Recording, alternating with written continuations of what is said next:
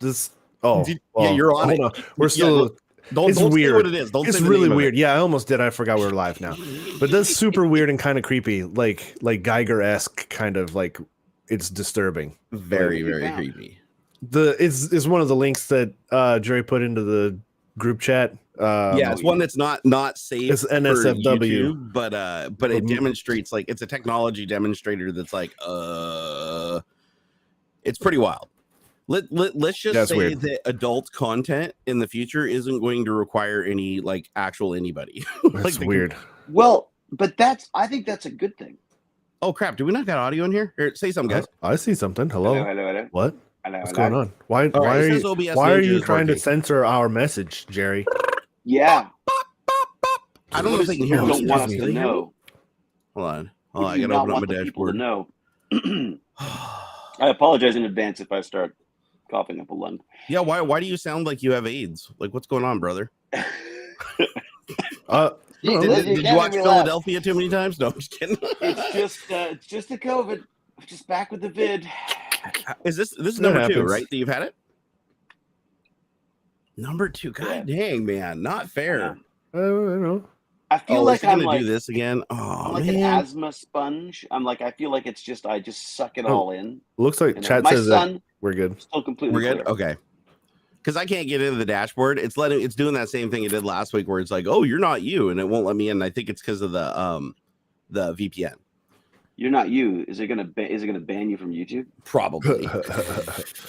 It's like, oh, to continue your session, we need a brief verification. And then it won't accept my login, even though I know it's my login because I just used it before I turned on the VPN. So what they do now is security precaution is they deny the right username and they deny the right password and tell you that you got it wrong if you're under a VPN, so that it'll discourage your program from continuing to try to enter stuff. So it's like this clever new way, because so many services are getting hacked now that there's just massive bot networks that are going through trying to validate passwords. And if they can get into a service, they do everything they can in the fastest possible way, automated, to corner it and take everything and try to either, and there's a bunch of different like paths that they're trying to achieve. One is if they can extort you for money, they will, so that they have like a personal identity attached, or they think there's something there of value that they can extort you for. They'll do that first. Then if they can extort you and it's like, you're a nobody or whatever, they're not going to get any money out of you. Then what they'll do is they'll just lock the account out from you, and then they'll just sell that account on the dark web to a bot network to use that account to basically go harass your friends and family and your contacts, to use them to try to get something. And then like if that fails, then what they'll do is they'll just use the account to go create a bunch of other accounts on other platforms and use that email address to validate. And then they'll use those in the bot networks to have like validity, to give themselves some kind of like legitimacy. And it's getting to the point now where it's like the technologies are just battling each other to the end.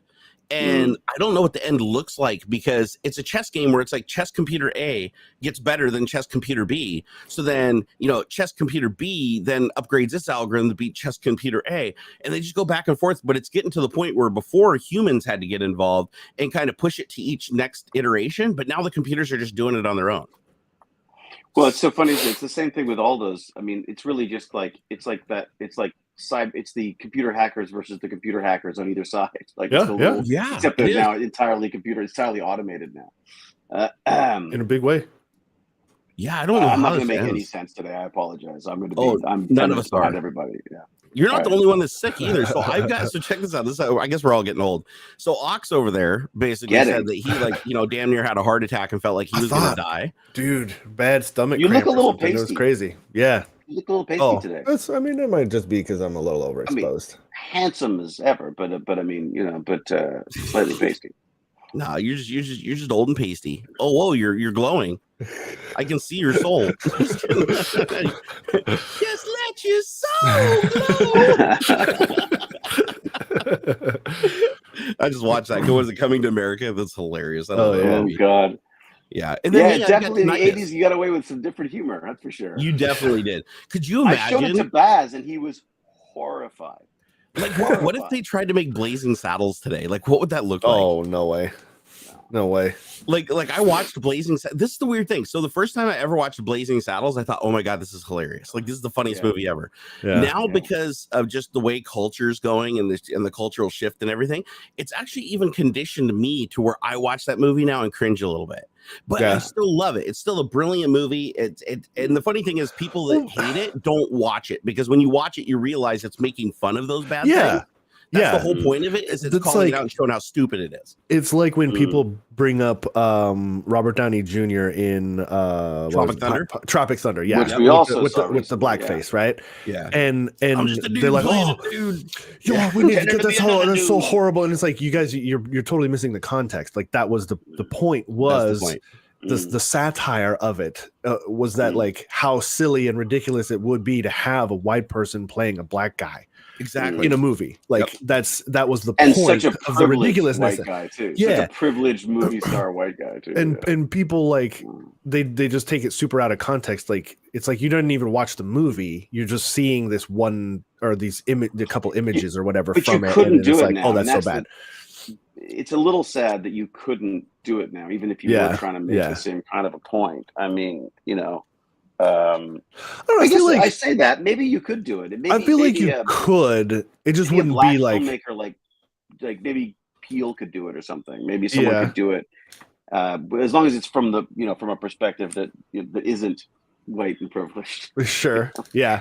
I feel like it'd be like it wouldn't be a Hollywood thing. Like it'd have to be kind of independent in a way, and you'd have to be super clear with the 100%. Probably 100%. And even still, I feel like you'd have to be really obvious with the context. Like you'd have to be really upfront, or lean heavy into the controversy on purpose. It's like you either blatantly explain it to people, stupid people, or just say, you know what? No, I'm just leaning hardcore into it. I'm doing this on purpose, and this is what it is, and that's that. You know what? I want to run something by you, gents, and this is gonna be controversial, of course, because talking about anything like this is controversial.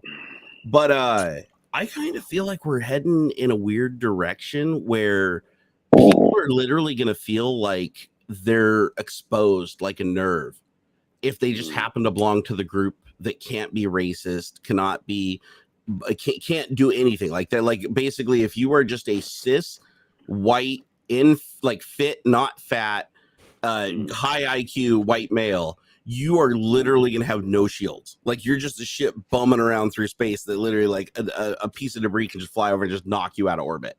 So I feel like we're getting to the point now where it's like people are going to see that growing up, and they're going to be like, "Holy shit! I gotta get some tags. I gotta get something on me to get me out of that group and to get me out of the sights of that. Whether it be ADHD or being diagnosed with autism or name it, anything, right? Identifying as another race, be like, oh, I'm 174th Cherokee Indian, so I'm going to identify as Indian now primarily. It's like I'm starting to wonder, like, is this going to become a problem and like backfire and go the complete other direction?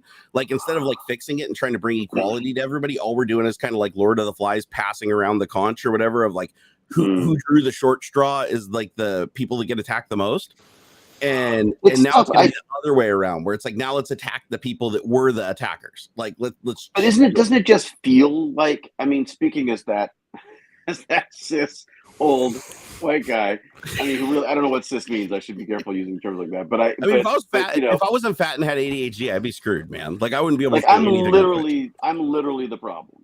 Like, I sort of understand that certainly people like me and older than I are the problem. The reason why the world is the way it is because other assholes and probably to some extent myself as well have made it that way. So I feel like I may feel like I'm being targeted more now, but it's because I've never been targeted before. I mean, you know what I mean? Like that's the reality. You know what I mean? Like, so I feel like I don't know how much of it's just perspective. I feel absolutely not deserving of hate and all the rest of it, but I also feel completely happy to take a certain amount of this stuff because I feel like there's just stuff I'd never occurred to me that I didn't have to deal with. Like the fact that we're uncomfortable talking about race is because we don't have to talk about race because it's not shoved in our fucking face all the time. Right.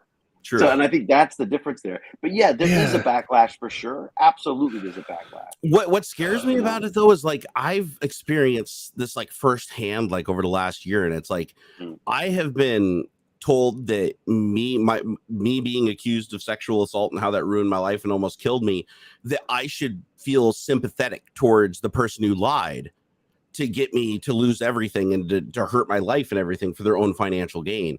And I should feel bad for them because them being a woman, the struggles that their group as a whole has experienced should exempt them from anything. And I should be responsible for just taking that heat and taking that attack.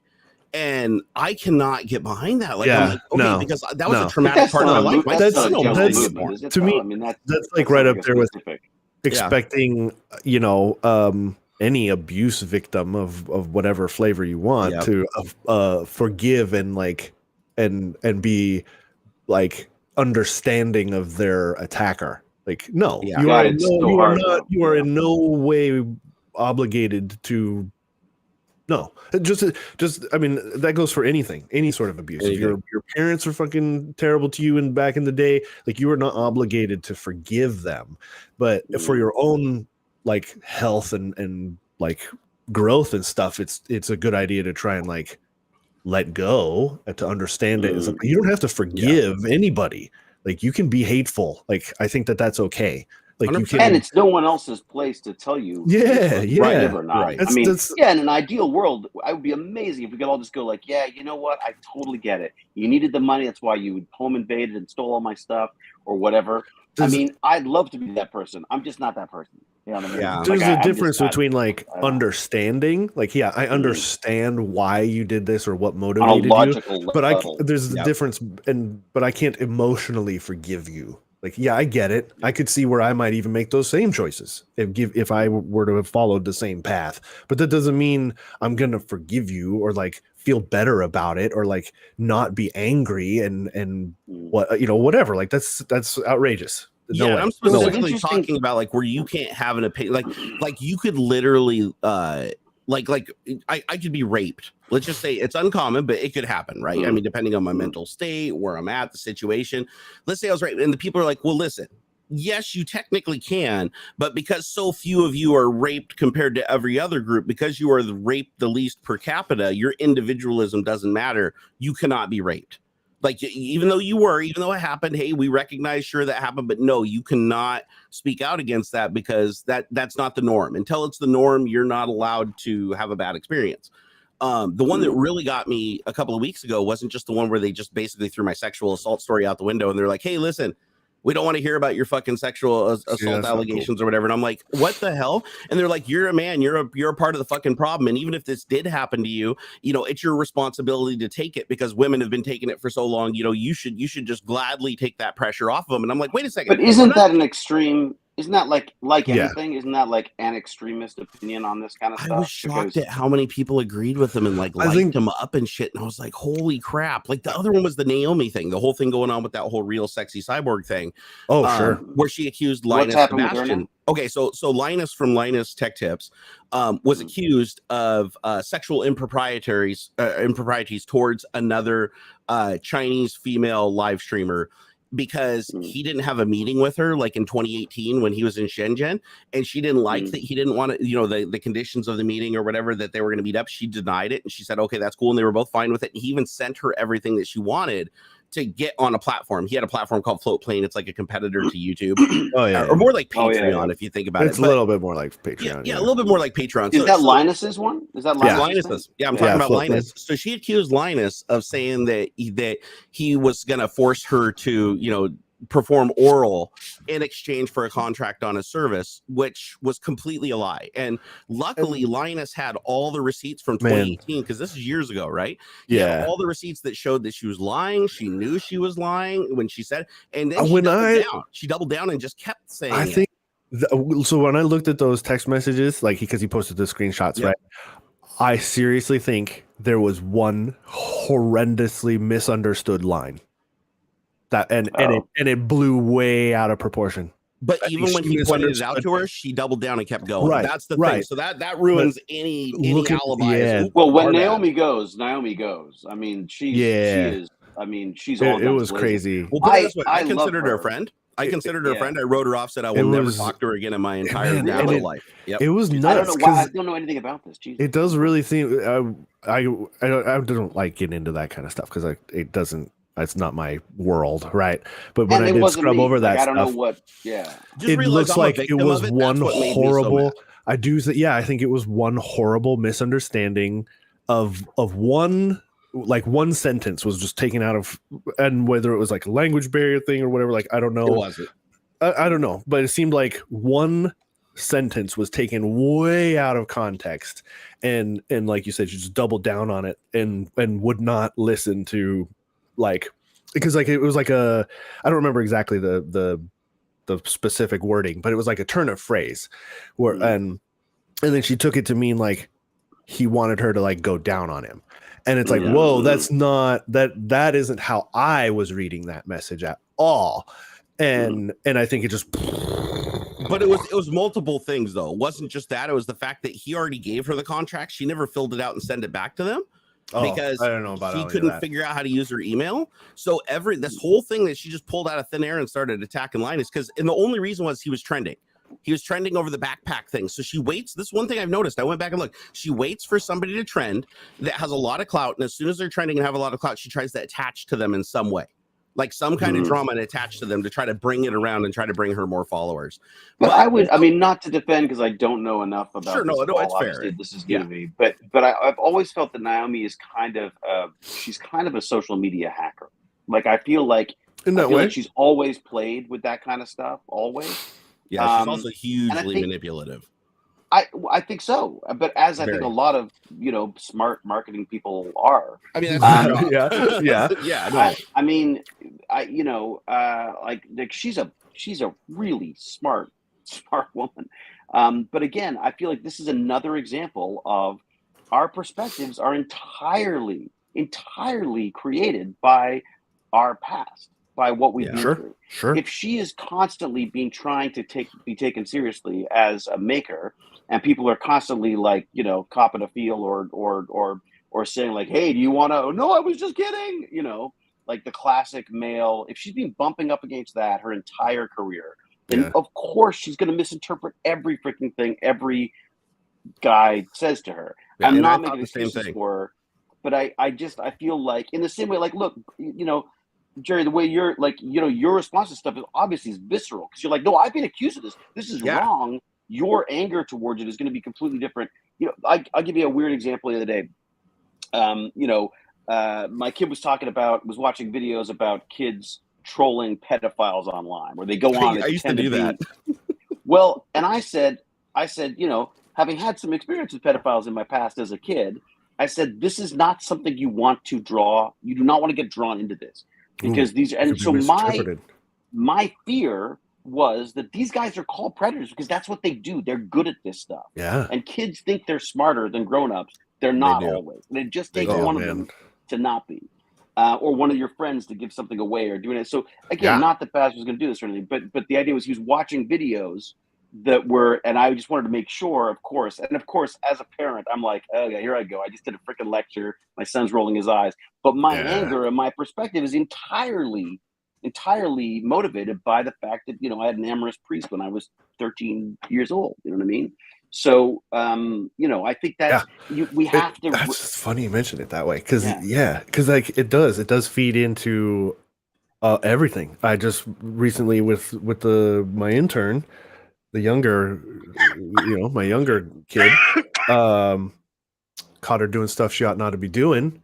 And I know that from my experience with being a younger folk and the kids that I used to hang out with and things, that like what she was doing are the first few steps of like a disastrous path in life.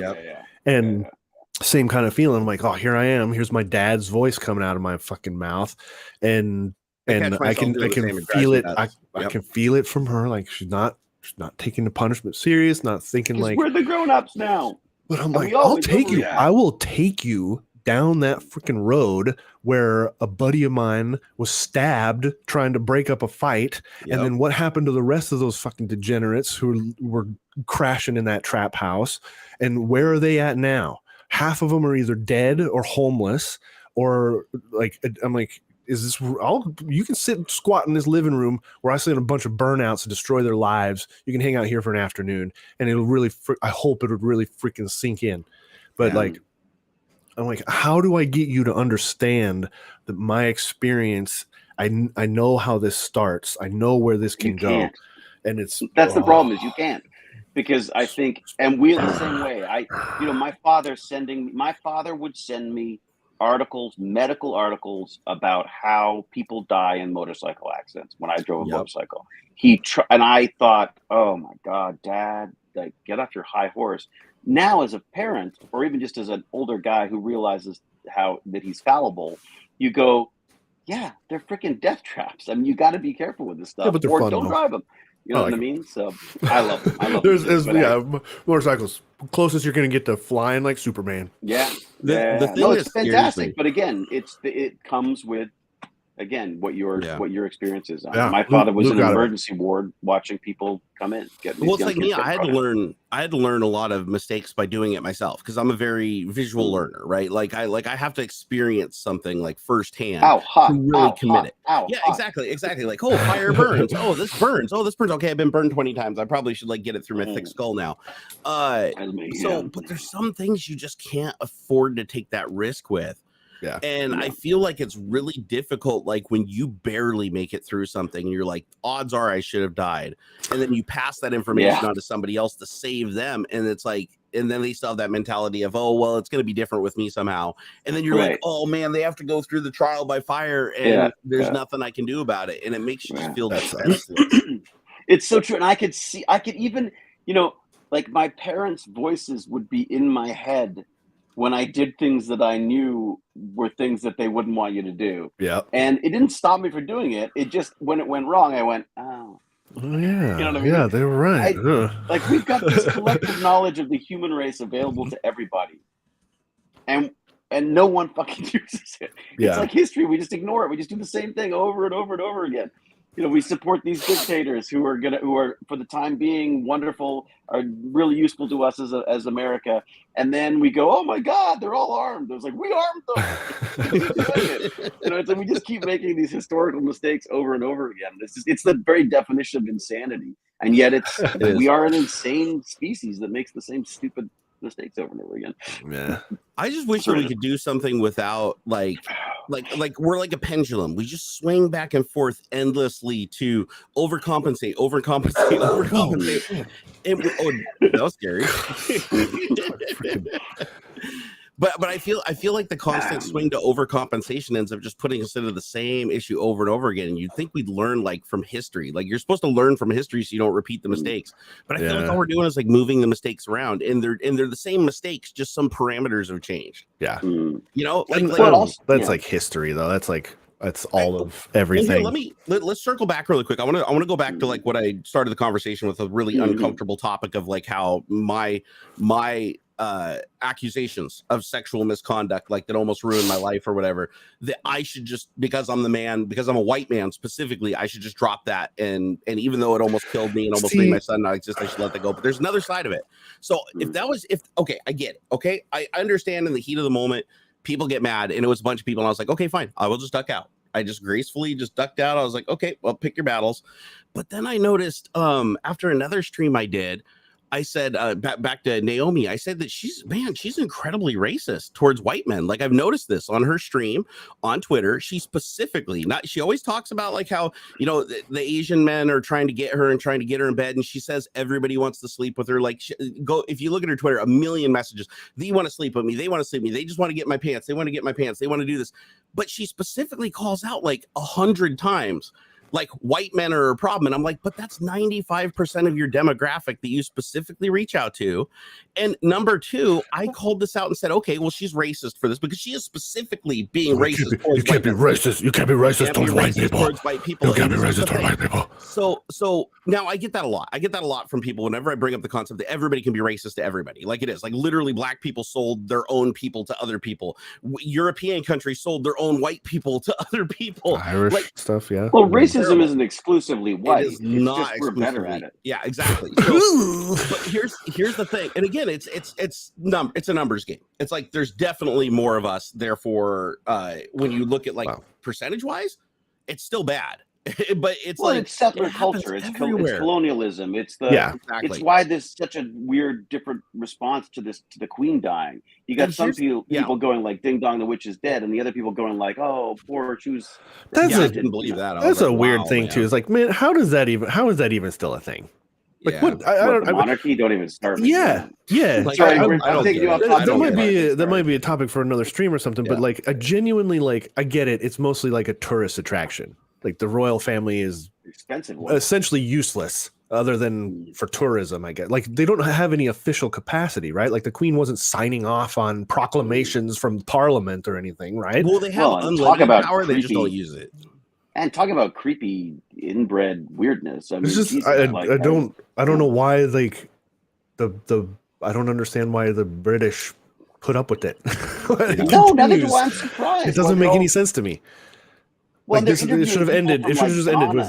And you see it like why? I'm not surprised. Meghan Markle and her husband. That's funny. I put it that way because I don't even know the prince's name that she's married to. But I'm not surprised that they dipped out. They say, you know what? We're not going to be royal people anymore. We're out of here. I think it was our own thing. I'm like, yeah, right on. Do that. The whole lot of them should do it. Like, what's the point anymore? Other than it's like your British Kardashians. It's a lot of money. Yeah. That's literally the original Kardashians. It's true. But you've literally, so they were doing interviews with people. They're like interviewing the taxi driver, the Uber driver, and stuff. That were taking the reporter to the Queen's, to go and look at her dead body or whatever the hell they do, pay your respects. And they're interviewing these people from all of these like these countries that have been just devastated by colonialism and right. I bet India was stoked. Oh, yeah. And they're all like, oh, she was such a great queen, and it's such a good, God made her queen, and all this kind of stuff. So that's not how that. Yeah, but she still presided over. Like, here's the thing. Like, I don't have a problem with her. Like, again, over time, people need to adjust. Like, what happened during the time. I kind of liked her, but I don't know why. Just because she was grumpy and old, I guess.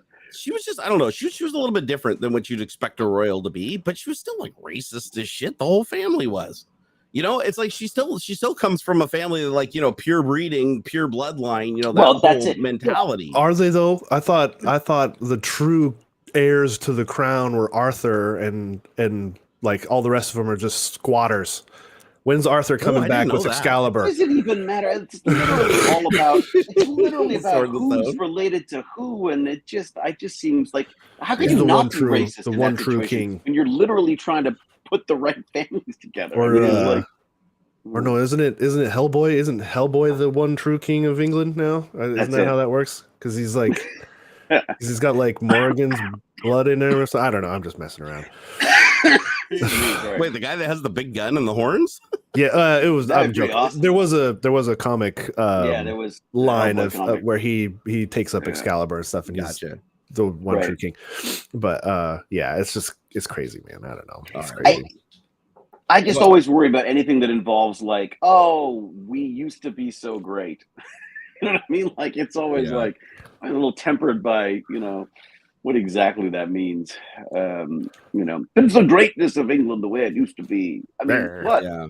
What England was that exactly? Yeah, I don't think. And I speak that as an Englishman. So.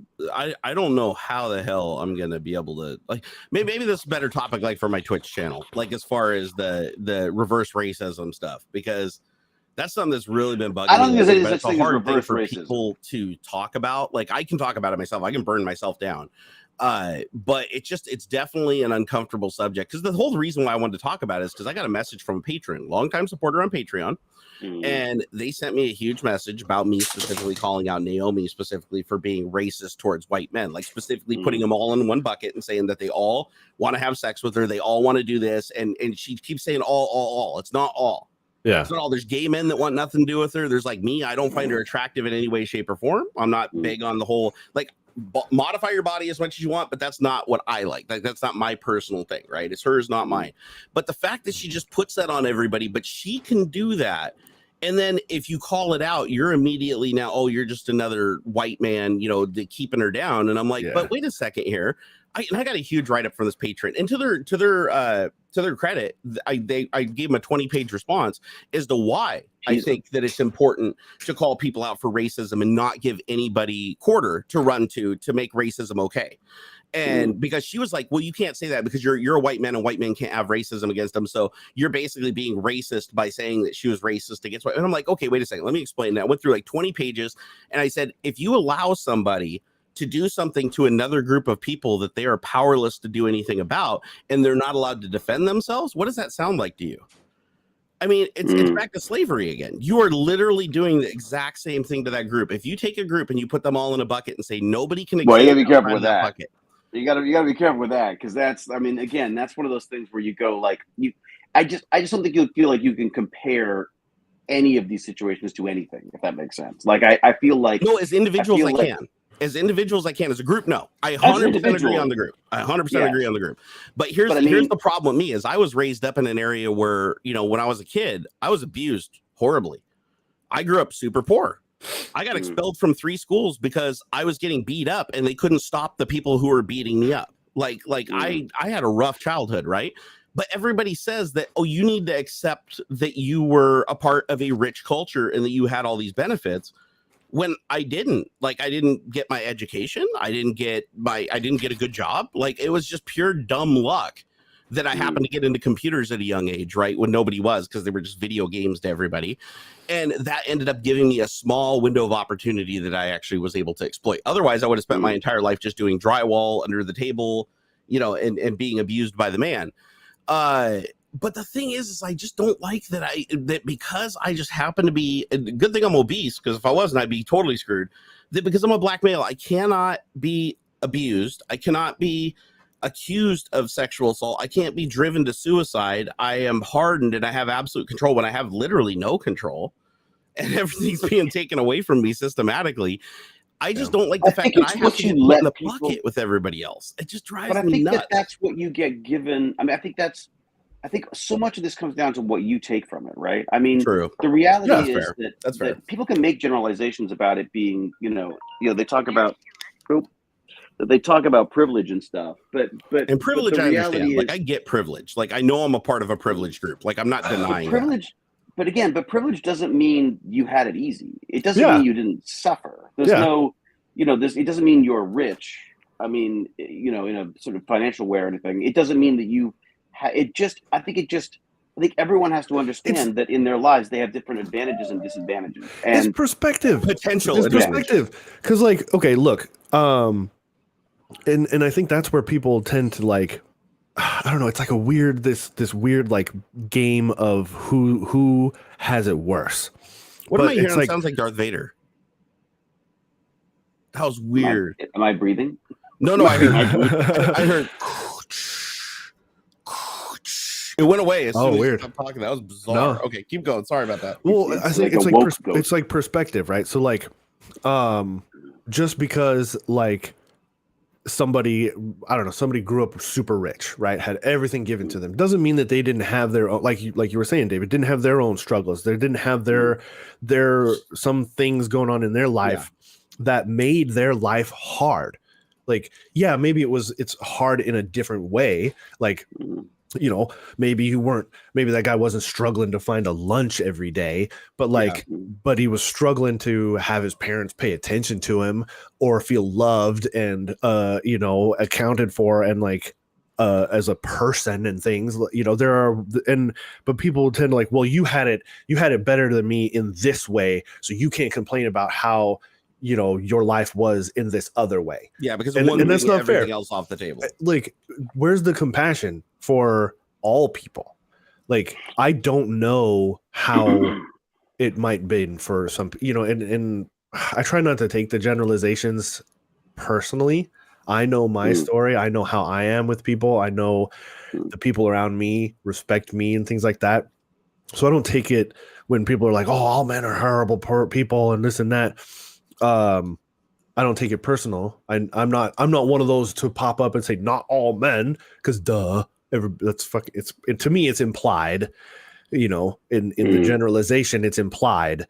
And for me, but man, I'm seeing more of these of those sorts of attitudes of like, you're not allowed to speak because you are part of the group that is bad. Yeah. And like, that's not my fault. Which I don't think makes any sense. Yeah. But that doesn't make any sense. I think the thing though is that, I mean, I always find myself going like, okay, why am I like, if we get into a situation where we're talking about race or privilege or any of those kind of things, I'll find myself getting angry about stuff. And then I always go like, okay, so, and I think this was in like a book I read about. I think this might have even been, I can't remember where I got it from now. But anyways, I don't think I came up with this myself. Was that you go like, why am I angry? And then you start going like, well, you know, I get angry when there's things I go like, ah, crap, I guess there's a bit of truth to that. There's a bit of a concern that I'm going to get caught up. I have never felt, I feel better talking about this stuff now that I've in my own mind and probably online, sort of gone like, okay, no, obviously from my perspective, it makes sense. I have no experience of being a gay male or a black or BIPOC male or female or a person with disabilities or any of these kind of things. I don't have any experience with that. So of course I'm gonna have racist, sexist, ableist, you know, homophobic tendencies that I can't help. Oh, I guess I've got notifications on because my mom's trying to get in touch. She wants to know how my COVID is. Hi, Mom. But again, it's I feel like so I feel like that's now just forced me to question that stuff. But beforehand, I was terrified of saying anything because I was scared I was going to be sort of like found out to be racist. And then once you go like, okay, I am racist to some extent anyways. So I feel like now I can talk about it knowing that I'm going to get shit wrong. I know that. And you shouldn't give anyone the power to shut down. Plus it'll be assumed. It'll be assumed you are racist because you're white and you are sexist because you're a male. And that's just something like you are way more capable of rape than anybody else. Then these are just things. When they say all males are potential rapists. I got told that just last week that listen, like, you know, you could have that woman that made those allegations to you, like an average man would have raped her. Like, so even though she was lying, it doesn't matter because she was still helping out other women by telling their stories. That's messed up. And that's what pissed me off. And that's what, and I want people to know this. Like, I want to make this clear because we kind of trailed off it like a couple times. I don't want people to just leave it. And I just said, oh my God, white people can't be racist. I'm pissed. No, it's the fact that I tried to tell my story for the benefit of everybody else that was talking about being abused, like literally being abused. I mean, I grew up in a house where my dad used to beat the shit out of me. Like, I mean, not a spanking, like punching me in the face, bruising me, not able to go to school because he hurt me too bad and the teacher would have seen it. Like, I understand abuse, but they're like, no, you can't understand that abuse because you're a white male. Like, you cannot understand, like, you do not even know. Right. And they say because somebody else has it worse than you, then that invalidates yours. But then when you flip around the other side and you're like, wait a second, I grew up with a kid named Maceo Campbell, who was my bully, who was a black kid that his dad owned a business that was like a construction business. And he was one of the wealthy people in our town. And he had, you know, he had the equivalent of the Air Jordans and all the fancy stuff and everything like that. But he was always allowed to just beat the shit out of me. And every time I get taken in, they say, listen, you know, you have to see it from his, and they wouldn't say it outright, but they're like, you have to see it from his position. Like, you know, he's a troubled youth. And it's like, he's not you're making him a troubled youth. Yeah. It's like, he's not in the same bucket with everybody else. And then they're like, oh, why does it, okay, but so going back to the anger thing. That's breaking why does apart. It matter? Like, in a way, why does it matter? Like, so you those are your experiences. Yeah. If someone else doesn't buy those experiences, what is it like? The weird thing about this is that we put our stories out there. We share what we feel comfortable sharing. Sometimes by mistake, sometimes on purpose. But the reality is, I mean, I think we got to know that when we put this stuff out there, stuff's going to come back. There's always going to be 100%. I don't question that. Like, I 100%. I guess is, are you going to be censored because of it? The reality is, there's a number of things that we can't talk about on these streams that are. One of our topics today is all about people getting booted off YouTube. One of the reasons why they're getting booted off YouTube is because YouTube doesn't want us having these discussions. Right. Because no one wants to put an ad in front of like, you know, in front of like all white guys are racist. I mean, no one wants a freaking ad on that. right? Just to be clear, though, the reason why, like I understand the concept of just put your stories out there and don't care what other people think. The thing that I'm worried about, though, is, and especially being a content creator myself for so many years, I think I'm going on 18 years now of being a content creator. The one thing that I do notice you're legal to drink here is I become a target. Like, and specifically, I mean, I'm a just like you'd have a protected group. I'm the opposite of that. I'm the purge. And so what happens is you get into this place where it's like, listen, you can't be the victim of anything. You can't have a hard time. You are privileged and wealthy, and you could have anything you want. So if you don't have those things, that just means you're lazy. But then the problem is that makes you a targeted group, because everybody else is like, well, if I want to take advantage of somebody, or I want to make false allegations, or I want to hurt somebody, make sure that I target a white male, because if I target anybody else, then there might be some level playing field there. But if I go after the group that cannot be protected, then all bets are off. And that's what worries me for my son. Doesn't everyone feel like a target? I mean, isn't that the problem, though? Everyone's going to feel like everyone feels like a target, don't they? Yeah. Now? I mean, isn't that sort of the difference? That, like, you know, yes, I definitely feel like I've not watched protected, though. More. Not protected. That's where it gets scary. Is like, we could segue even into the platform stuff that we're going to talk about today. Is if I'm on a platform and let's say I say something somebody doesn't like, they can just say I'm being racist because I'm a white man. They'll click on it. Boom, you're racist. You're punted. But if I wasn't, if I was somebody else, let's say I was like a black person who was trans and had a broken spine or something, it was quadriplegic, they would have to tread very carefully, very, very carefully in this climate. So they are offered protection that they can say more. Like a great example of this, and my friend, Rick, like look at like Ricky Berwick, Donovan, you know, the comedian, the differently abled comedians that are on Twitter. They can push the envelope completely off the deep end. Like if you go watch their shit, they're like, oh yeah, that lady last night, oh yeah, I killed her and threw her in a dumpster, haha, lols. And you're like, holy shit, like this is so far outside of TOS. And they'll just get this visceral response, but they will not get banned off the platform. And they won't even have their messages removed from the platform because they have that protection. And I've even talked to them on the sideline. They fully acknowledge they have that protection and they use it to their advantage. But I'm like, and I think it's hilarious. But the thing that I don't like about it is if, like my son, for instance, he's on the autism spectrum, okay? If he wasn't on the autism spectrum, he would just be another white boy. And even though I've raised him to not see color, I've raised him that he understands trans, gay, everything is open to him. My son, from the moment he was born, I have never kept anything off limits or hid anything from him in that capacity. He can take any path that he wants. He can even be religious. Even though I'm not a religious person, he even has the opportunity to be religious himself if he chooses. I draw the line there, but yeah. I know, right? Well, my wife's Christian, so I gotta give a little there. Sorry, Mrs. B. Yeah, but the thing that worries me is that if he grows up in that world where he has no protection and he has nowhere to go, like how does he make it through life when everybody else is just manipulating him, kicking him, attacking him, abusing him, and he cannot fight back? He has no rights. But I think that's what he's going to learn.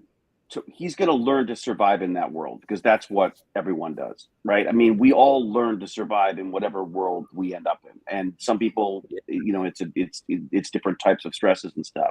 I think though that the thing there is you just don't. I mean, I feel like I have a feeling, and I could be wrong, but again, you know, I have friends whose kids are black who they're worried about them being a target for the police and they should. They absolutely should. Absolutely. 100%. Yeah. I feel like part of the pain of this, all of this sort of sharing stuff, is that the hope is that eventually we'll sort of understand how similar we all are. I mean, you look genetically, we're just not different. I mean, genetically, you get down to the genetics, it doesn't freaking matter what color you are. It doesn't matter. But it does matter. It's funny. I started playing with the idea of a science fiction thing. What would you do if everyone, like, what if you could take a pill that made everyone white? We would, all of a sudden, you'd be like, we'd try to find other, on my hunch. We'd have to find other prejudices. Other ways to try to differentiate and hate. And we would. You know what I mean?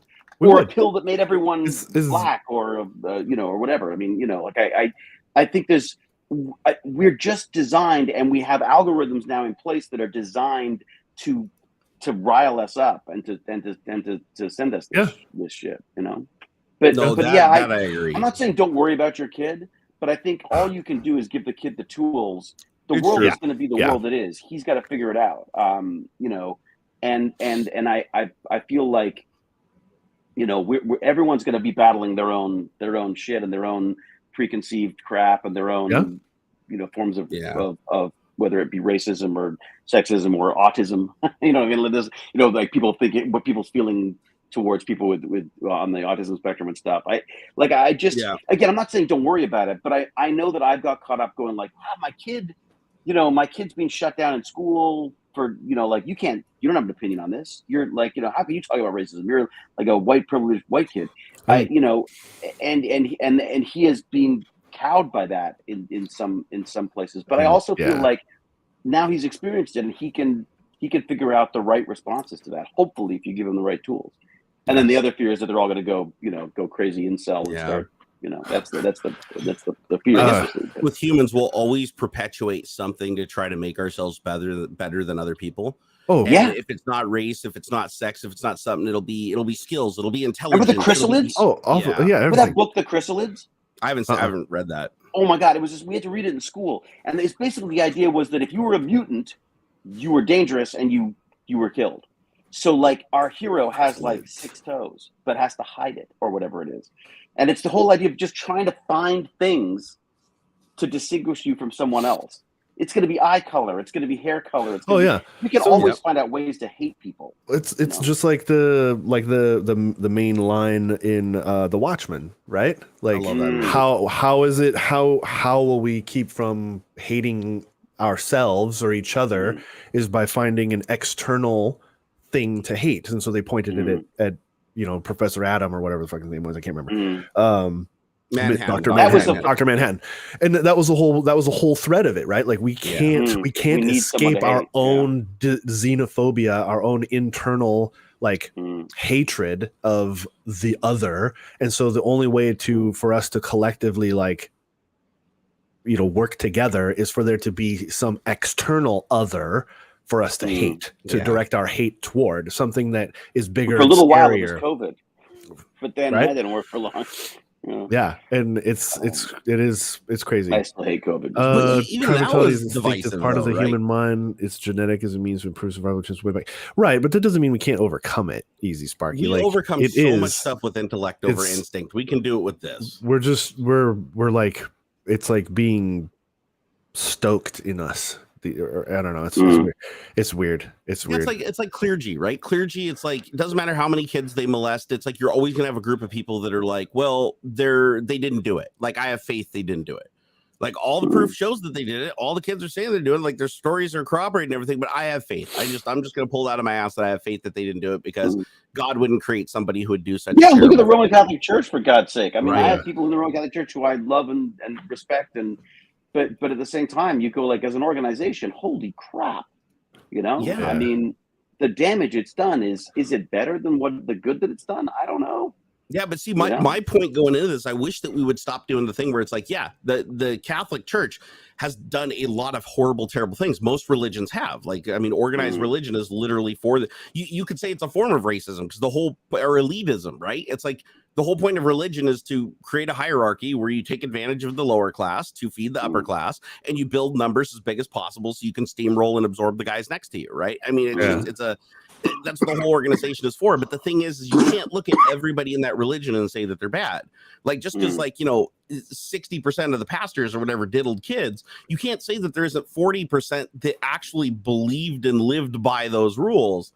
And they actually they looked at it and actually respected it. They weren't using it to their advantage. Like, they actually thought that they were doing something. And you can't just put them in the bucket with everybody else. You know what I mean? The Roman Catholic has a problem because and a lot of these churches and organizations have them as well, because if you protect the organization over the victims, then you're gonna just attract more predators, right? That's 100%. 100%. That is exactly what I was trying to get at before, where it's like, if you are not protected, if you don't have any protection, like if you just happen to draw the short card and you just happen to be the most perfect what would you call it? Majority, not minority, but the majority. You're the majority in everything, in skin color, your height, your weight, your eye color. Like, you are in the vast majority. If you tick every single box, you have no protection, People could take advantage of you. They could rape you. They could steal from you. They could put you out on the street. They could addict you to drugs. And you would always be seen as everybody initially, unless they knew your whole story and they were receptive to it. You would just be in the same bucket as the dude who's the king. Like you are still the potential of that. And it's like, but that person doesn't fit in that bucket, even though they might have the traits that you assigned to that bucket. They don't fit in that bucket. Like they're completely outside of that bucket. And I think that sucks because, like, imagine if you're like an ally, right? Imagine if you're an ally to somebody else. And it's like, okay, like me, for instance, I am a huge advocate for trans people and gay people because they just get shit on left and right. I see what the shit that they have to deal with online and I jump in there all the time. But here's the thing, because I'm not gay or trans myself, at least not 100%. I mean, everybody's got a sliding scale, but because I'm not, people will call it out that you don't know what the fuck you're talking about. You shouldn't speak on this. Like even when I'm defending it, I'm jumping in there, I'm defending it, and I'm trying to help. You know, fuck off, get out of here, straight boy, get out of here, you cis piece of shit. Like you don't even know, you can't even begin to understand. It's like, yeah, no, I get it. I can't understand because I am not that, but I am an ally and I am a friend because I see the abuse that they're taking, and I've taken abuse in other areas. So I know that abuse just sucks. Like abuse in general for no reason sucks. To punish somebody. Well, again, you present yourself as an ally, and then people decide whether they want to accept that or not. True. And that's all you can do. Yeah, I mean, like that's it. reality. You gotta, and try not to take it too personal. If you get pushed out, like you can just try your best, and that's that. You know. Yeah, I it's get this way weird too thing frustrated where you want with to call shit. people out. You want to call out injustices. Like you can't help it. You want to do it. And I just hate being told I can't call out an injustice. Like I'm not allowed to speak to like in general, like online. Every time I tweet something out, I always get a more higher than average response that you cannot speak about this. You're not allowed to have a voice. The problem is fuck them. Do it anyway. Do it anyway. I do. The problem is the platform but as it well. Still drives me nuts. What's that? The problem is the platform as well, right? I mean, like it's very hard to have these kind of conversations in a tweet. It's just never going to happen. You're never going to convince anybody that whatever that their opinions are wrong, or that you're not trying to be a dick about something. I mean, like it's just never going to happen. So I usually avoid them on those kind of platforms. This, for some reason, video and podcasts and stuff is something where I feel like I can play with this stuff more.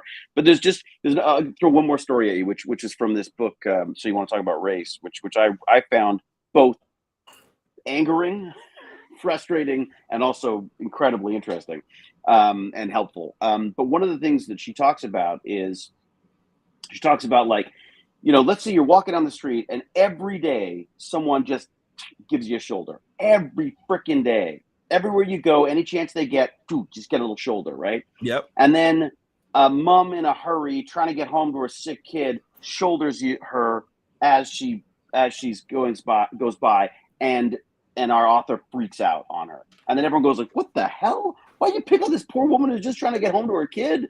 What's the big deal? She's like, I understand that it doesn't feel fair to you. But the reality is, if you've had people shouldering you and knocking you out of the way and making your life misery, in these subtle, aggressive ways, when someone does it, even if it's not meant to, even if it has nothing to do with you or the situation, it still relates to that systemic stuff that happens. 100%. And I think it's the same thing like with you, Barnacules, where if someone comes out and says, hey, you have no right to talk about this, when you're talking about this incredibly soul destroying, just bearing my soul, you've been into. Open wound. It's like it's there, you of course you're going to respond like angrily and such to it. I mean, and why do you have any less right to do that than anyone else? The problem, I guess, is that depending on where you do that and how much responsibility you feel you are willing to take on that stuff. Like, because not only are you dealing with the situation that you've been through, you're now dealing with idiots who don't understand that or don't want to hear it or just want to have a nice flame war online.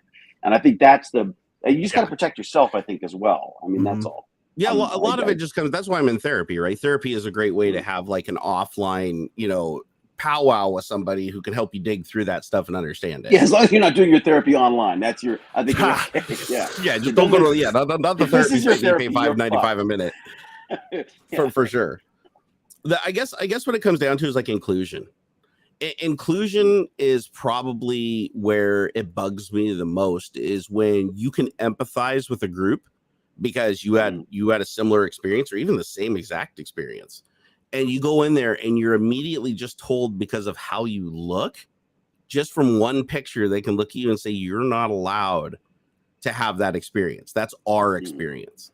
Yeah. And it's like, but you guys don't own being sexually abused. Like that's not, that's not fair for you to say that I can't be sexually abused because I just happen to be a member of whoever the largest percentage per capita is as white skin in this area.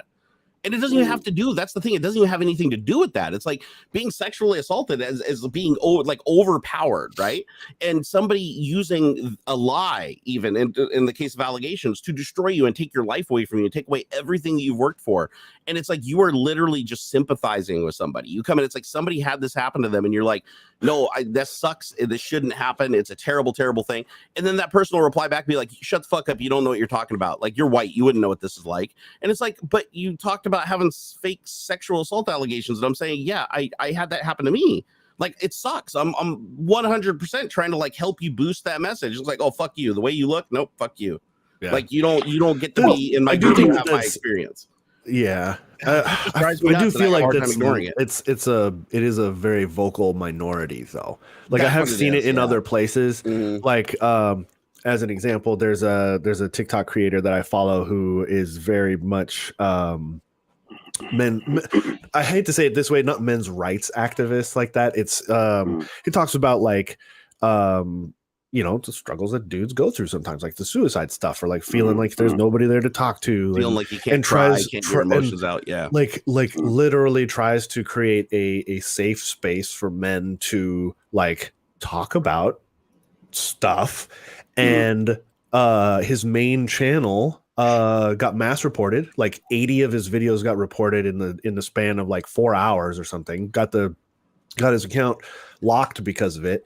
And on a separate account of his, he's like, look, this was done by like feminists, but like an extreme section, you know, extremely, like not all feminists, but there are these this small subsection of feminists that who believe just like this, that I don't have a right to say that men can struggle because women have it worse, or because we're the source of all of these problems. He's a white man, of course, and so he's not allowed to you know, talk about these things because they have it so much worse, or because they can't possibly understand how much worse it is for everybody else because it's so much better for. And it's like I'm like, man, that's crazy. And man, it's not a matter of just ignoring him either, because it's an army. It is. That's where it goes. Like, it's not, if it was just somebody that just disagreed with me, but it brings an entire army. Now the one person turns into 10 and 20, and then I have to basically disable the thread and delete it, because everybody's responding back and being like, how dare you tell us about your experience? How dare you come in here and try to hijack the thread? When I wasn't hijacking the thread, I was literally just saying, I agree with you. Like, as somebody who's been through this, I understand how hard this is. And this is, you know, here's the things that I struggled with, you know, and therapy is good. Oh, get the fuck out of here, blah, blah, blah. Don't even talk about it. This didn't even happen to you. There's no way this happened to you. This couldn't possibly happen to a man. And you're like, oh my God, like it does. And I think that actually speaks to one of our topics today, which is like social media platforms can make the minority sound like the majority. Like that's one big problem, right? That I think is where you know, these mass reportings leading to these automatic bans and things like that are it's just out of hand. Like, there's no reason that you couldn't like absorb some of that. Like the guy in 80 videos reported like 100,000 times in the span of a few hours or something. Like, come on, you can tell that that's not legit. Like, the guy doesn't have they don't want many that people content anyway, so do they? I mean, that's the problem. Is I don't think YouTube or these platforms are in any hurry not to get rid of this stuff, because they want nice, cozy stuff that's going to sell, you know, sell T-shirts or whatever, right? I mean, yes and no. I mean, it depends on the platform. It does depend on the platform. Yeah, that's true. I know YouTube has been has ever since like the Adpocalypse 2.0 thing, that they've been trying to present a more family friendly Disney-esque front so that advertisers can put their stuff. But like like TikTok, I think, is a lot more flexible in the content that they promote. They just want you eyeballs. They just want eyeballs. I watched a platform. terrifying video about TikTok the other day, which I banned it in the house. Now I got rid of it. Yeah, because it was this guy talking about. He was talking to the British House of Commons or something about basically saying, "Look, we've got to do something about this." He's saying that if you look at the algorithms in Western countries and in China, they're completely different. In China, the stuff that's showing up in the feed for kids is all like, "Oh my God, look how hard they work! Look at they did this, they did that." They kind of like this classic, Western opinion of what China is. But basically, what they're doing is they're forwarding all these like hopeful, work hard, succeed, innovation, success, education, and then in the rest of the world, they're like, "Great, bring on the shit." I saw that. And the idea basically being that if you want to get conspiratorial about it, it doesn't have to be conspiratorial. It's just a very smart government move. Let's motivate our children and demotivate everyone else's. And, I mean, that's interesting. That's interesting to think about. And if you don't think China thinks like that, then we're like behind by they've got 50-year plans. We've got 4-year plans as to how to get back elected. That's all we give a shit about. Whereas their politicians are looking at like 100 years plus, hundreds of years in the future. Yeah, and if it's kind of like poisoning, right? It's like if you poison somebody over a long period of time, literally, So I said because I noticed it, I was like, man, this is all shit. Well, that's interesting because for like, I feel like TikTok's algorithm is actually really good at putting in front of you the content that you want to see. So if you want to see a lot of drama and bullshit and nastiness, then that's what you're getting. I see cool gardening stuff. I see like mental health advocacy stuff. I see D&D jokes. But you're not going to the general feed, right? You're going to your feed. That's purely for you. Like it's feed. I don't even look at my following ever. I just scroll what they feed me. The kids just watch that first page. Right. But it's what they interact with, what they spend the most time on. And it's the same for me. I'm being fed the content that I engage with the most. If I wanted to change what I see on my For You page, I'll have to manually go searching for it and interact and comment and things, and it will change.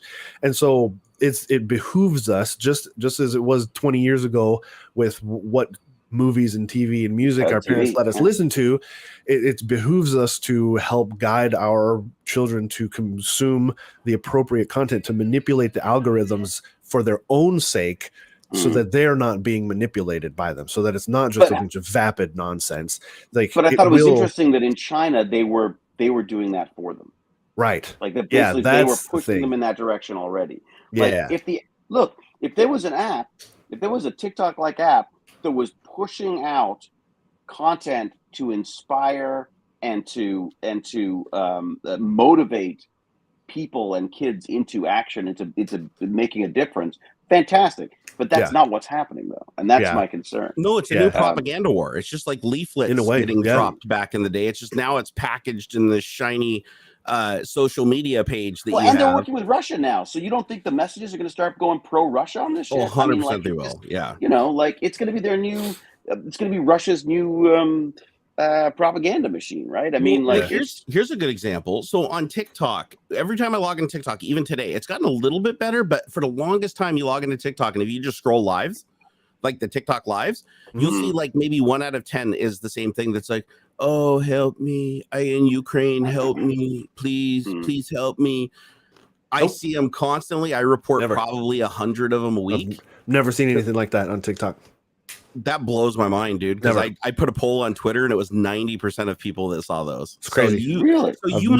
So I'm gonna say that the way you curate your TikTok, like not interacting with anything that's of a political nature, something probably does offer you some level of protection. Yeah, I still think that they have the best algorithm for feeding you the content that you want to see. And they judge that based on how you interact with it.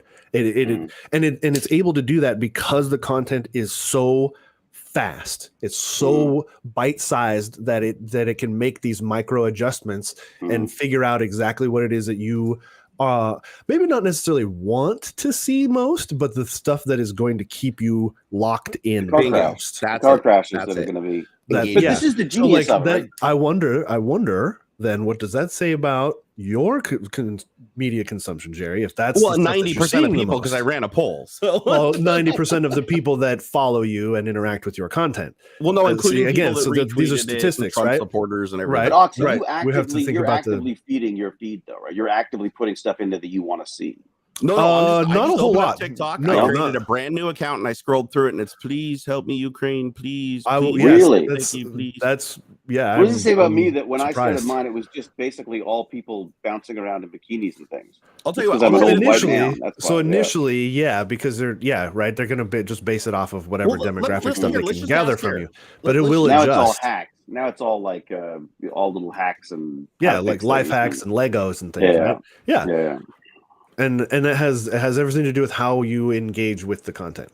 It really does. And now that's not to say that there isn't something in there that will that kind of sways or weights one way or the other. Fingers on the scale, right? I mean, we know for sure. So we know that's going to be like, oh, Chinese youth, we should get them some more of that active stuff, and American youth, let's show them some more. It is not in the algorithm's best interest, though, to feed you just what you want to see. You may think it's what you just want to see, but the algorithm's job is to squeeze as much money out of you in the form of attention to get somebody else to spend money or you to spend the platform as long as possible to get your eyeballs on to watch ads, right? To watch advertisements, right? Right. And so to keep you on that platform as long as humanly possible and to get the most money as possible, the algorithm's going to do whatever it thinks it needs to do to you specifically to get you to do that.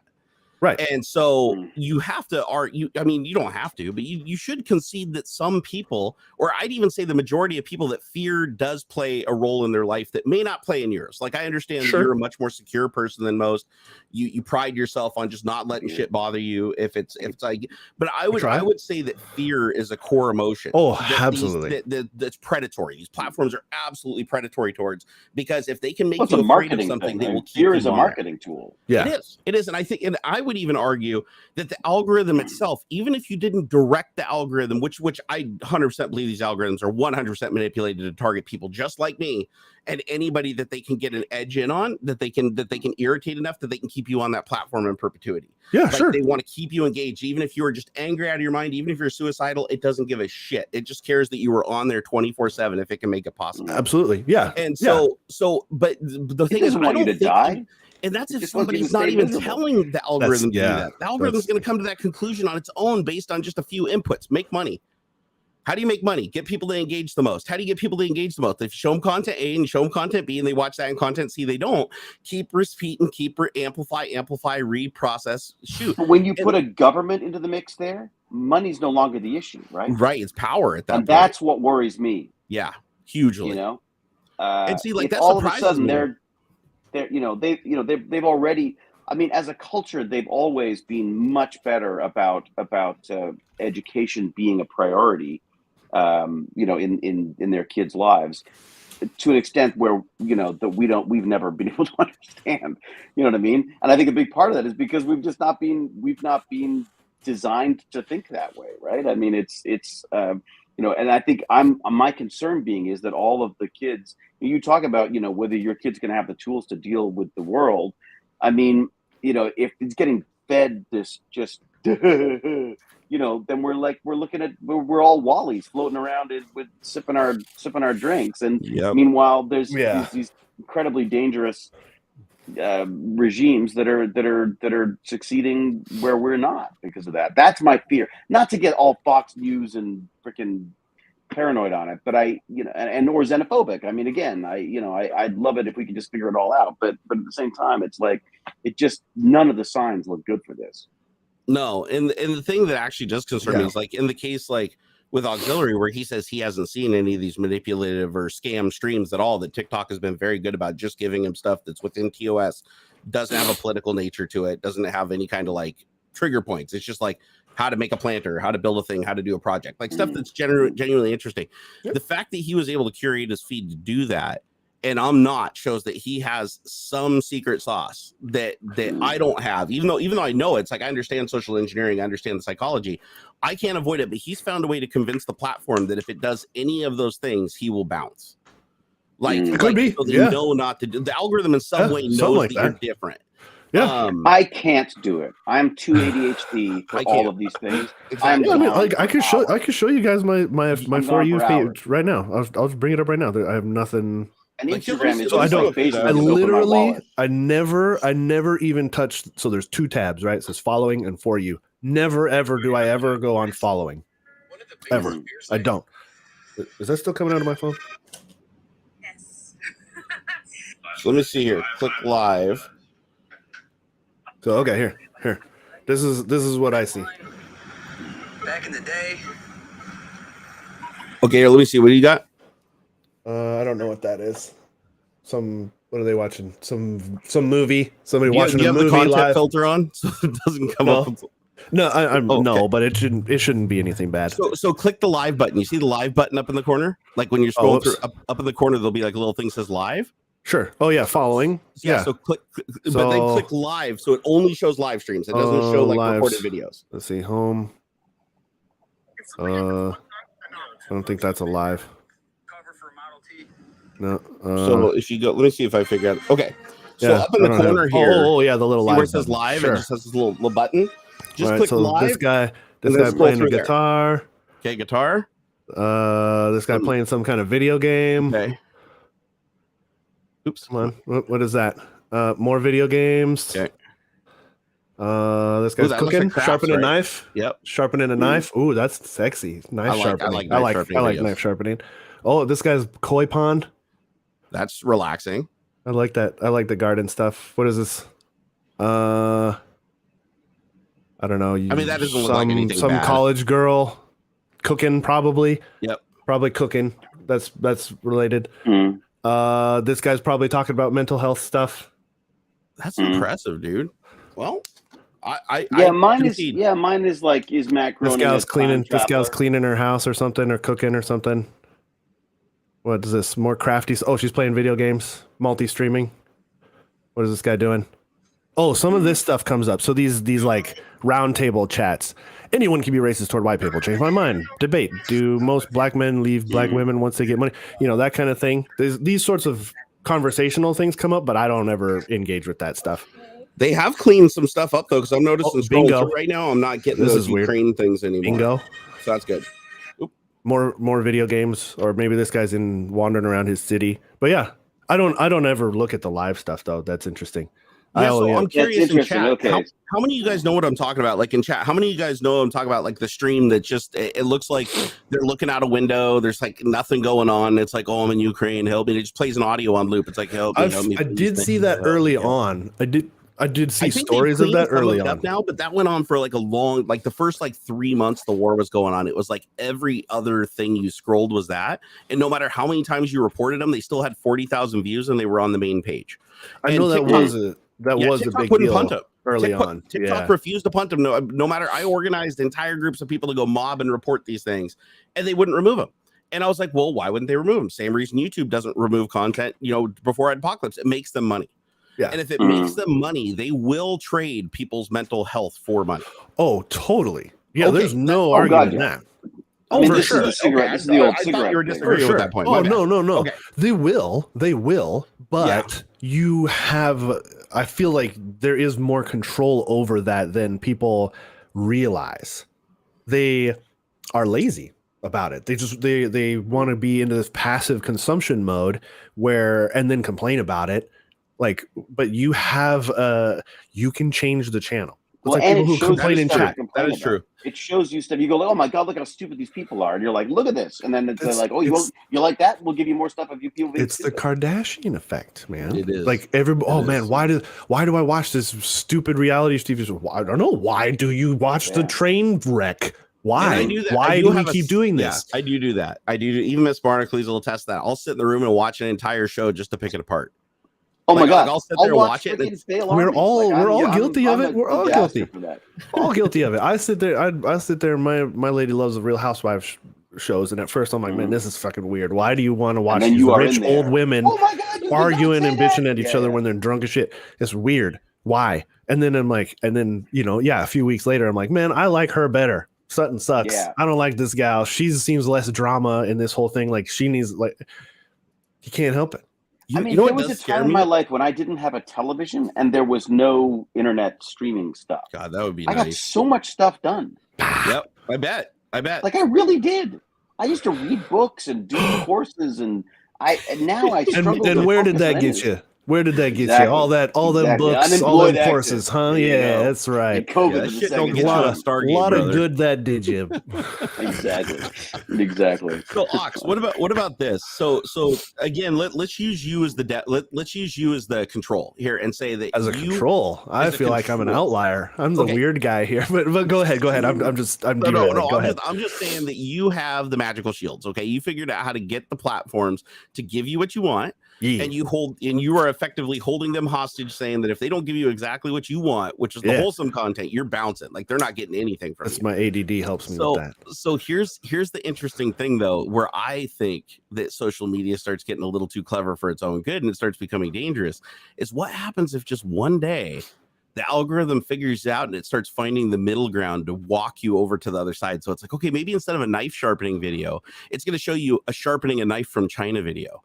And then you're like, ooh, that's kind of a nice knife from China. I'd like that. And then you click on that. You want to see more of those Chinese knives. And then it's like, ooh, this factory in China actually makes like real knives with real metals, where this factory in the United States use fake metal or whatever. And it kind of just inches you in there. And next thing you know, like the algorithm has figured out the pacing perfectly, how to move you over, where it's like the end of the week, you're just like, you know what? I'm going to vote for like this dude who's lying out his ass because he's going to get me the good knife from China.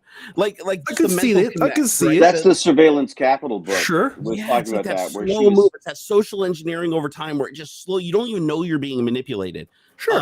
It's like that's possible. Like we were watching last night. Me and Miss Barnacules were watching what's it called, like fast hand magic, like where they can steal your watch without you knowing it and take your wallet. Like up close up magic. Up close. Love up that close stuff. Magic. That's cool stuff. And it's street all magic. And it's all based on getting you to look somewhere else while they're doing the thing. And so they can use all these like little social engineering tactics that they've learned that are just human nature to get you to be like, oh, if I maintain eye contact, you won't look away from my eyes because you feel the need to look at me for that period of time. If I'm asking you questions, you feel compelled to answer, so you're using more power to answer the questions than you are to think about what's potentially wrong with the situation. And then I was like, how does this apply to scammers? And I'm like, well, what does a scammer do when they call your grandma up? They're like, hey, listen, we're calling from the IRS and you owe us like $1 billion, but don't worry, we're going to help you. Like, all you got to do is I'm going to walk you through this easy thing with these Walmart gift cards. You're not thinking about how stupid it is that you're being asked by some guy with an Indian accent for Walmart gift cards from the IRS. You're so focused on them helping you that you've already given yourself over. It's that fear. It locks you. You're not thinking. You're not thinking logically when you're in the fear state, and then from there that's why they you're always keep them on the phone. You ever notice they just, no, don't get off the phone. Here, I'm going to get off the phone, go to buy the card. No, get off the phone. Don't get off the phone. Stay on the phone. And they talk to you the whole time because they're afraid that if they got to keep you like riled up. Yep, exactly. And that's it. That's exactly the same thing. And that's what social media does. So social media does the exact same tactic, and if you just happen to be one of the people that isn't as susceptible to it, it just does it slower to you. The algorithm paces you. Like if it knows that it can get you really, really quick, it's going to get you really, really quick. But the thing about the algorithm is it knows more about you than anybody else on planet Earth. Like the algorithm knows about you, how many you don't even know.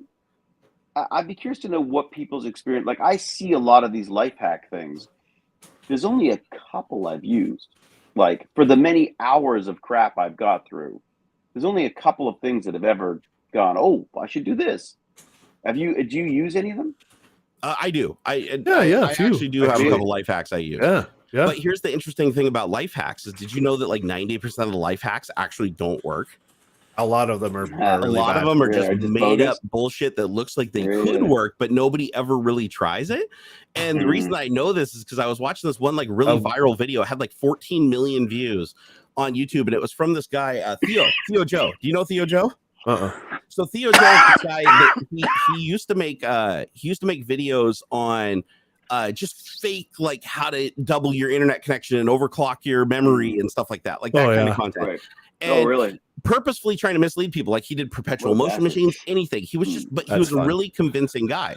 Like he'd start the video, professional thumbnails, and be like, okay, so what we're going to do today is I'm going to show you how to upgrade your access point to get double the speed through your 802.11 wireless. What you're going to need right now is you're going to need an Allen key. And then what you're going to do is you're going to duct tape it onto the third antenna to the right. And what you're going to do is just rotate it slowly while you're running speed test. And then he shows speed test on the screen that's like going up.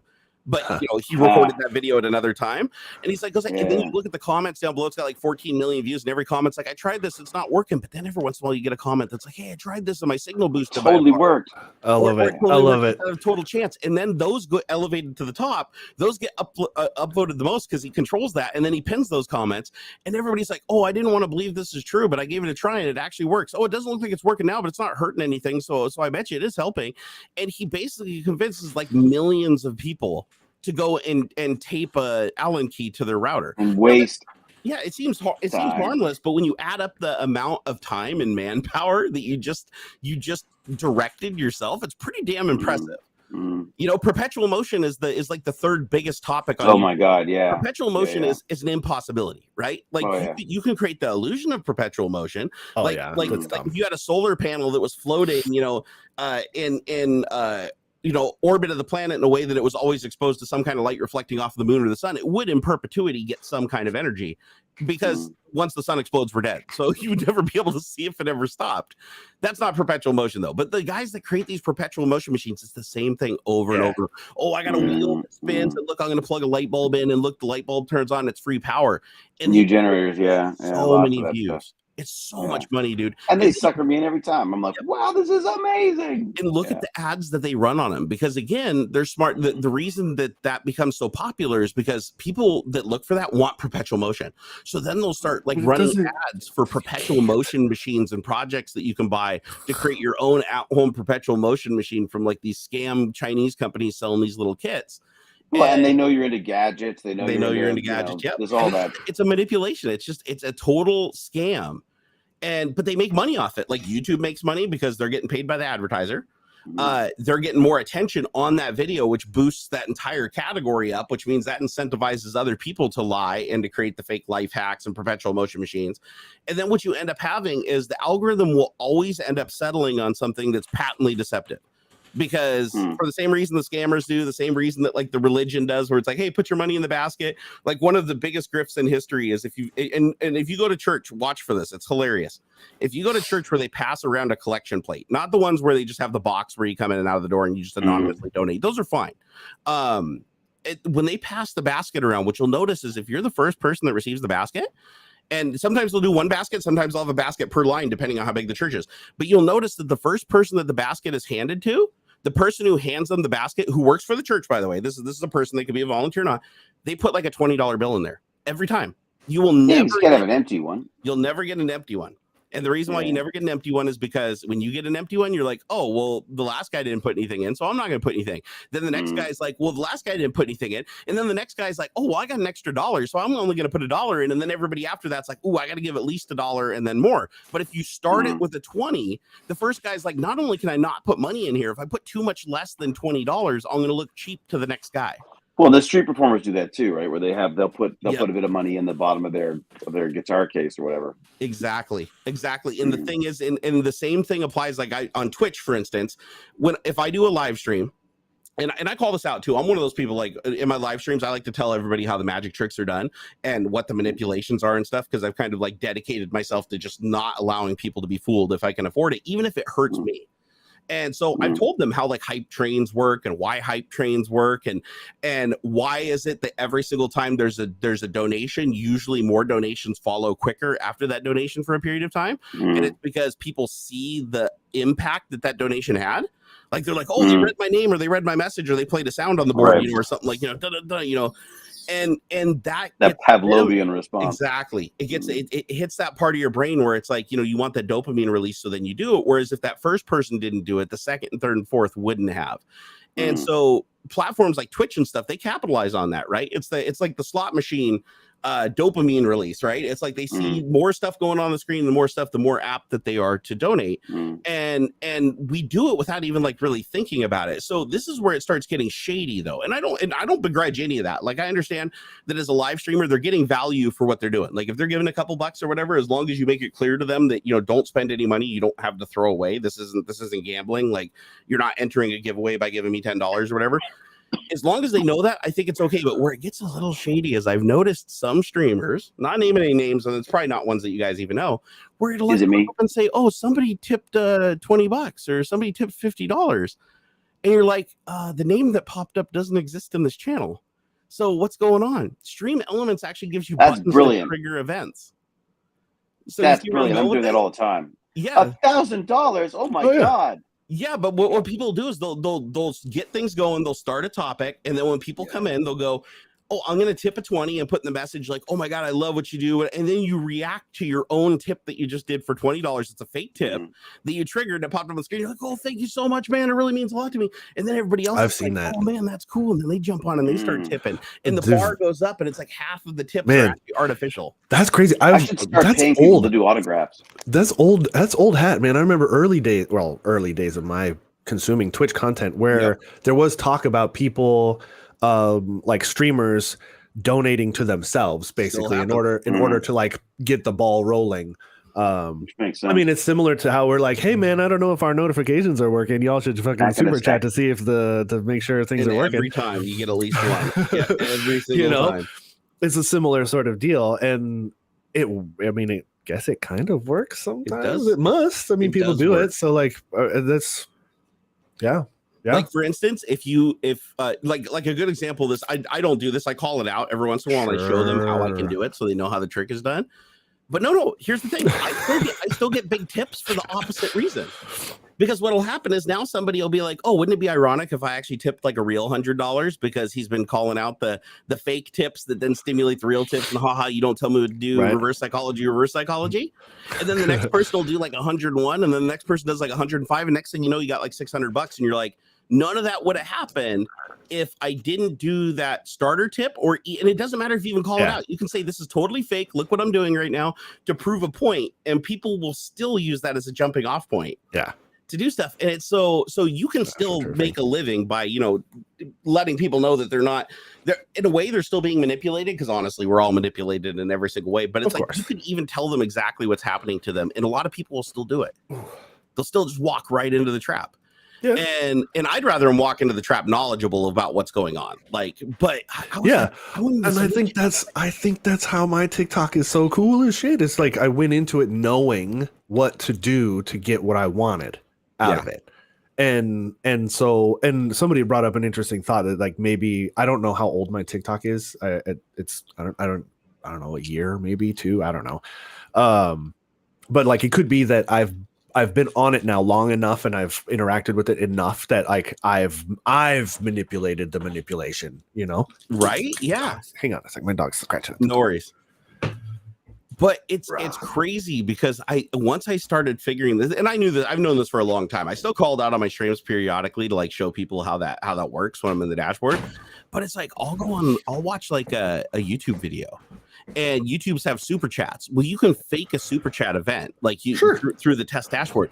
So I'll look at these things and I'll go like, man, that's kind of weird that they keep getting like $200 tips. They got like 40 $200 tips, but they have no $1 tips. They got no $10. Yeah, that's tips. weird. I'm like, okay, this statistically that doesn't make a lot of sense given the number of people. But then after they do like the $200 tips, then you see a bunch of $200 tips that are real. Hey, they're real because the people who gave them are interacting in chat right after they gave them. Whereas the fake ones, those people don't even exist in chat because they don't want to run the risk of picking a real name that would be like, hey, wait a second, I didn't do that, And so, well, it's like buying views on YouTube and stuff too, right? You see a lot of media companies. Same thing, yeah. Media companies will buy like 100,000 views for their first whatever video, so they can go, "Oh my God, look how successful our first video is," and then notice there's no comments. Well, it's like growing up. My brother-in-law was a used car salesman, or it wasn't even used cars, new cars. So he worked at this, like, I think it was Toyota. It was either Toyota or Honda over in Bremerton, Washington, and they teach you all these tricks when you become a car salesman. Like they're not joking when they say like used car salesman is the lowest of the low. Like they use every really they're basically just like, you know, the Indian tech support scammer selling you a car. And so the tricks that they teach you are crazy. Like one of the tricks that they still use to this day, and you can spot it once you recognize it, you'll spot it a million miles away. What you'll do is if you see somebody walk up to a car and they're interested in it, like they're looking it over and they think it's interesting, what you do is you pay another couple to just stay on site. And they just go walk around. And if you're looking at the car, they go look at the car too. And then they go inquire about it right in front of them and go, hey, how much is that car? Oh, we just marked that down $5,000 today. Oh, hey, I really want that. Hey, we're going to go to the bank and get you a cashier's check for this. And then they walk off and you're like, oh shit, limited time. This is the last car they have. And I'm such a defeatist. I go, oh, someone else is looking at it. Forget it. You will literally beg for it. You'll walk up to the person and they'll be like, oh, that was the last one. I'm sorry, but it just sold. And then even if you go, okay, that's fine, you walk away, they'll be like, hey, but I'll tell you what, if you just give us the same amount of money and you get it to us before they get back, we'll let you have the car. Yeah, like that sounds so skeezy. Like I wouldn't feel comfortable with that. That's super weird. That's easy. But when you realize the commissions, you'll understand why people do it. Because the commission on a new car is like 1 to 3%. And it's like if you're selling a $50,000 car, you know, it's like that just made your month. It's what is that, $1,500 or whatever like that, just selling one car. Yeah, I mean, you could, and some of those guys will sell multiple cars a day, and so they use all these tricks that are just like when you know them, they're so skeezy, but then you're like, shit, I fell for that back when I bought my car. Yeah, you know, oh hey, can I get you something? And that opens you up, because like if you do a favor for someone, they are more likely. They are primed to do you a favor in return. You know, the free cup of coffee. Oh, hey, can I get you a cup of coffee or something? Blah, blah, blah. They're giving you something. And so now that primes you instinctually to give them something back, to be softer on the deal. Or what? There's also the 3 yeses. This is a sales tactic too. Oh, it's a nice day we're having, right? Oh, it's a beautiful day out there, isn't it? Yeah, it is. Oh, that's a great looking car too, man. I bet you love this car. If they can get you to say yes 3 times to anything, just say yes to 3 things. Back to back, you're now primed to continue to say yes, and you're more likely to accept a deal. That's how like door-to-door salesmen and stuff will knock. Hello. Oh, hey, nice day we're having. Oh yeah, that's pretty cool. Hey, you know, something. They get you to say the 3 yeses before they really get into the pitch. And it primes you to then say yes to the deal. Oh God, we're all just manipulative. It's funny. There's probably people in chat that are like, damn, I fall for that. Damn, I fell for that. I fall for that all the time. The sales guy is, it's you and me, buddy. It's you and me, against my manager. Oh, man, I want you to get this car, but man, I gotta deal with my manager. Yeah. Dude, I had the same thing. While we're talking about manipulation stuff, I'm gonna put a link in the thing. My wife's movie is up for People's Choice Award. No shit. At TIFF. So I'm going to put the link in. Do it. And then everyone can go and vote for it. Make sure the link works first, because I went and voted this morning and it said 404 page not found on the FFE or whatever /vote. It said it didn't work. Oh. It didn't work? Let me see. The 3 yeses is how I got my wife. That's funny. Well, trickery and deceit. That's how I got my wife. Exactly. So the image I was just persistent. The image that you posted on Facebook had a different URL that didn't work. So you guys might want to fix that. What's the name of the film? The Swearing Jar. The Swearing Jar. The Jar. Yes. The Swearing Jar. There you go. There we go. What is your email? I'm not going to tell you guys my email. You can put whatever you want in there. You submitted your vote. Nice. Well, like I don't even know exactly how it works, because is this fair? I haven't seen this movie. Should I be voting for a movie I haven't seen? This doesn't seem. What I mean. This is manipulative. I say manipulate the system. And I'm going to manipulate you. I am being completely manipulative. I'll tell you why. Because my little sister wrote it and my wife produced it, and I watched it the other day and I cried. And my 14-year-old son cried. He literally cries when like fat washed up white guys rate him on Twitter. He doesn't do anything. My son never cries. He's a you know, it was amazing. Anyways. Hey, that's how I met you, David. I made your son cry. That's how I met you. You made my son cry. That's right. Yeah, because I rated him. I did not know that he was your son. Somebody just called him out in chat and said, "Hey, go raid this kid." And I rated him, and he broke down. And I was like, my heart was just. I mean, it was like a heart touching moment, right? I was jerking at my heartstrings, and I was like, I've never made somebody more happy than that. It was. The oh my god, he was. Like, it was so. Yeah. I heard you in the background. Run in and tell him. Didn't I have to run in and tell him? Didn't I have to run in and tell him? You did. No. What he did is he was crying, and you said, "Hey, what's going on, Baz?" And I heard you in the background. And he said, "I just got raided with like so many people." And then you got up and walked in the room, and I was like, "Holy shit, that guy looks familiar." It's the guy. I was like, "It's the guy." And people in chat started blowing up, going, "Oh my god, it's the Stargate guy!" And I was like, "No way." And then I remember you walked over and you like butchered my name. That's too funny. I do remember that. I remember that very well. Yeah. Hey, thank you. And then the sad thing is he had to go to bed right after that. What's that? I still haven't got it right. Barnacules. It's Barnacules. It's Barnacules. You can call me whatever you want. Call me whatever you want. Thank you very much.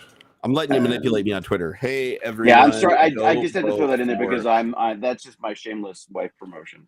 Yeah. So she can keep me in the manner to which I would like to be accustomed. She's escaped the COVID because she's actually in Halifax. The guy from Scanners 2. No, it's the guy from Cube. The guy from Scanners 2. Come on. No, we all know. I'm the guy from that Clamato from commercial. Cube. That's all. Or no, that one with the evil AI on the spaceship. I watched that. You were in a Clamato commercial? What? I did a Clamato commercial when I was like, I don't know, 16 years old, 17 years old. Oh my god, I gotta go find this. That's fun. It was. I don't even know if it exists anymore, but it was. And I wore a Duran Duran, what they would call the monkey suit, with the short jacket and the baggy pants. And the director kept saying like, "Look happier."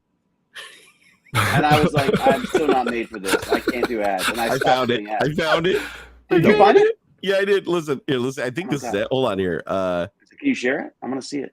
I want to see if this is you. Hold on. You'll see. I just walked by. It's like, come on, David Hewlett Clamato. No, commercial, it's easy. Clamato commercial. It didn't find it. Damn it! Why did it come up then? Clamato commercial. It would have been like in the 90s. Was gross, man. It's disgusting. I think that's what it was. Cypher, right? Yeah. Is that the one with the AI? Oh, Cypher. Oh, yeah. It was called business. What's it called? Company Man to start, I think. Wait a second. I'm looking at all the old 90s. Wait a second.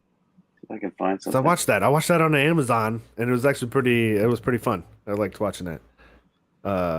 Where Momoa plays like a creepy AI on the ship and tries to eat everybody. Oh, Debug. Oh, God. That's the one. That's it. I liked that. Did you enjoy that?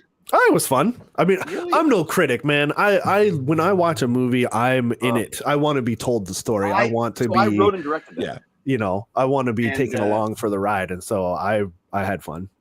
I wrote and directed it, and I hated it. Absolutely. Hated it. It was like death by 1,000 cuts. Aww. Like we're just concession after concession after concession. And it was so, I love everyone who put their heart and soul into it, but there were a lot of people who didn't, and those people I don't like.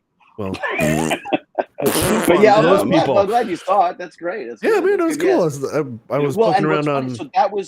So Jason and I had a fight because of that movie. That's one of the reasons why I hated the movie. Our big fight was because when it was released, there were specific things that his people had asked your producer people to sort out, and our producer people didn't sort it out. And he got angry at me about it, and so we had a big fight about it. And I didn't think I was ever going to talk to him again. And then, thanks to C, the love is back. Oh, that's good, man. Jason was a big man. Jason was he could have easily stopped me from doing that C thing for Apple, and instead he actually pushed them to take me. So that's rad. So that means it wasn't too much bad blood then. That's good. No. And I think it was it was unfortunate. It was an unfortunate time. It was a bad time. I need to watch. And everyone was by the way. That seems really cool. It's season 3 now on that, isn't it? Season 3, the final season. Oh, and it was a deliberate, like they had like a set. They only were going to do X amount, I have a lot of explosives. I saw that clip you were talking about. Oh man, we're digging the coal up out of their dirt and stuff, and I'm like, that was creepy. Right? That was really creepy. This is a cool little. That was neat, and like it should be, man, with the makeup and stuff. Like you can tell that you're not being supposed to see, and like I guess that's kind of the point. Yeah, but you look really scary. It's cool, man. It's neat. I gotta watch that show. I gotta really watch that show. It's kind of fun. It starts off as kind of like an artsy series, and then it just goes full action. By season 3, it's just like, oh, Hewlett's here. Let's just blow everything up. It's kind of fun. Yeah, that's rad, dude. That's awesome. Oh, hey, you know what? I just realized we haven't thanked any of the super chatters. We got to thank. Oh, these dude, guys. get in there. Yeah, hey, yeah. Review playing at more RPM. Thank you for the $10 Canadian. Hey, $10 Canadian. Canadian. Yeah. He said, love the new show, Mr. Hewlett. See, look at that. He said, it's been such a great watch. You all are great. Aw. Thank you. Even though we weren't in it. You all Gaming are Matty great, Rocks. too. Thank you for the $5. Said we're all different, whether I am trans or whether you're black, white, Russian, Chinese, or someone who is homeless. Thank you. That's right. I hope one day, I don't think I'll live to see it, but I just hope one day that we just have consensus that we're all just humans doing our thing. Yeah. All of the biological stuff, all of the mental stuff, everything will just be homologated into we are just humanity, and our brains are we exist just to satisfy our own wants and needs, and everything else is just taken care of. To quote from Good Burger, I'm a dude, he's a dude, she's a dude, we're all dudes. Hey, we're all dudes. Okay, we're all there dudes. You go. We're all dudes. Okay. Can't we just all live like dudes? Yeah, man. Dude. Welcome to Good Burger, home of the Good Burger. I haven't seen that movie in forever. Isn't like that's the philosophy of life, man. Or something like it's it's Kenan Thompson and Kel something or other. I can't remember his last name. It's from old skit from All That in Nickelodeon. For some reason, I thought it was like Method Man or something was in that. Maybe they may have had somebody. I don't know. Hey, Robert Settles gave us $20. Wow. And no, that was not. I did not push the button to self promote. So that's actually a real $20. Yeah. Whoa. We appreciate that, guys. We really do. Yeah, serious business though. Thank you. Wait, Dr. McKay became a hive queen? What? Or what if? Hewlett should have been the lead in Rising Deep, or what if Dr. Rodney became a hive queen? That's a weird crossover. That is an odd jump. Yeah, I'd watch it though. That's cute. Did you see Grim? Grim's catching on. Thank you, Grim, for the $1,000 super chat. Let's see if we can beat the goal in chat. I would freak out. Actually, I don't think you can. You couldn't do one large super chat that way. They have a cap on how much of a super chat you can like give. how much a day too? Like across all channels? I think they cap it at something. Yeah. Kevlar's bumped into it a couple times. Oh yeah. Kel Mitchell. Kel Mitchell. Where people have tried to donate too much money. Yep. Yeah, I think it stops you at 500. Dude, some people get. I mean, like back in the day. I mean, the economy's kind of sucking and everything right now. But honestly, but like I remember back in the day. Just give us straight to our PayPal though, like super chats. I'm just saying. What's that? I said, man, maybe we should just like give it straight to our PayPals though, because like super chats. Yeah, super chat does rip us off. Although I think really? YouTube frowns on that. How does it 30% work? 30? Yeah, YouTube takes 30% of that. Yeah. And what does Patreon take? Patreon I think takes isn't it like 10%? No, I want to say Patreon takes 32. I should know this. They all take a pretty big chunk. I think I think that's something we ought to touch on, man. I know it was part of the Twitch impersonation ban stuff and whatnot, but like, man, I think we've touched on this a few times when we've talked about like people growing or trying to like figure out what they want to do on, you know, making a living or doing what they love to do online and stuff. Is like you cannot just put all of your eggs in one platform. Like Twitch is okay and all, but like as we've seen more than once, people get banned for nothing or for fake stuff. And really, the only real solution in my mind is to create a community of people that will follow you to wherever your content is. I think, because I was chewing on this last night, I think really the only way to really insulate yourself would be to start your own website, right? You're pretty safe with, you know, like Cloudflare or whatever, some hosting service in that way. If you think you could host it yourself, but that's getting weird and difficult. But keep in mind, any host can shut you down for any reason also. True. And the higher up that chain you go, the less likely you're to run into weirdness like that, though. And there's no discoverability on websites. That's the problem. Yeah. Like, dude. Even Twitch, they've basically come out and said like we don't give a shit about discoverability on our platform. They want you to build a community elsewhere and bring those people to Twitch. They don't care. They have no interest whatsoever in trying to help people discover you on their platform. It's too bad because I like the tools on Twitch. Like I feel comfortable with the tools on Twitch, but I like Twitch. Same. I don't know. I haven't really tried a proper live stream on. The problem is you can't move audiences. You cannot very move hard. Audiences. Let me give you an example. My YouTube, right? Its peak was 940,000 subscribers. And I had, I think, I was 12 million views a month, 200 and some odd million for the lifetime of the channel. Yeah. And I started on Twitch. This is when I moved over to Twitch, and I made a video that was like, "Hey guys, now I'm over on Twitch, you know, and I'm doing this." The video got over 250,000 views. I ended up having to take it down because YouTube then changed the rules to say you can't promote other platforms on their platform.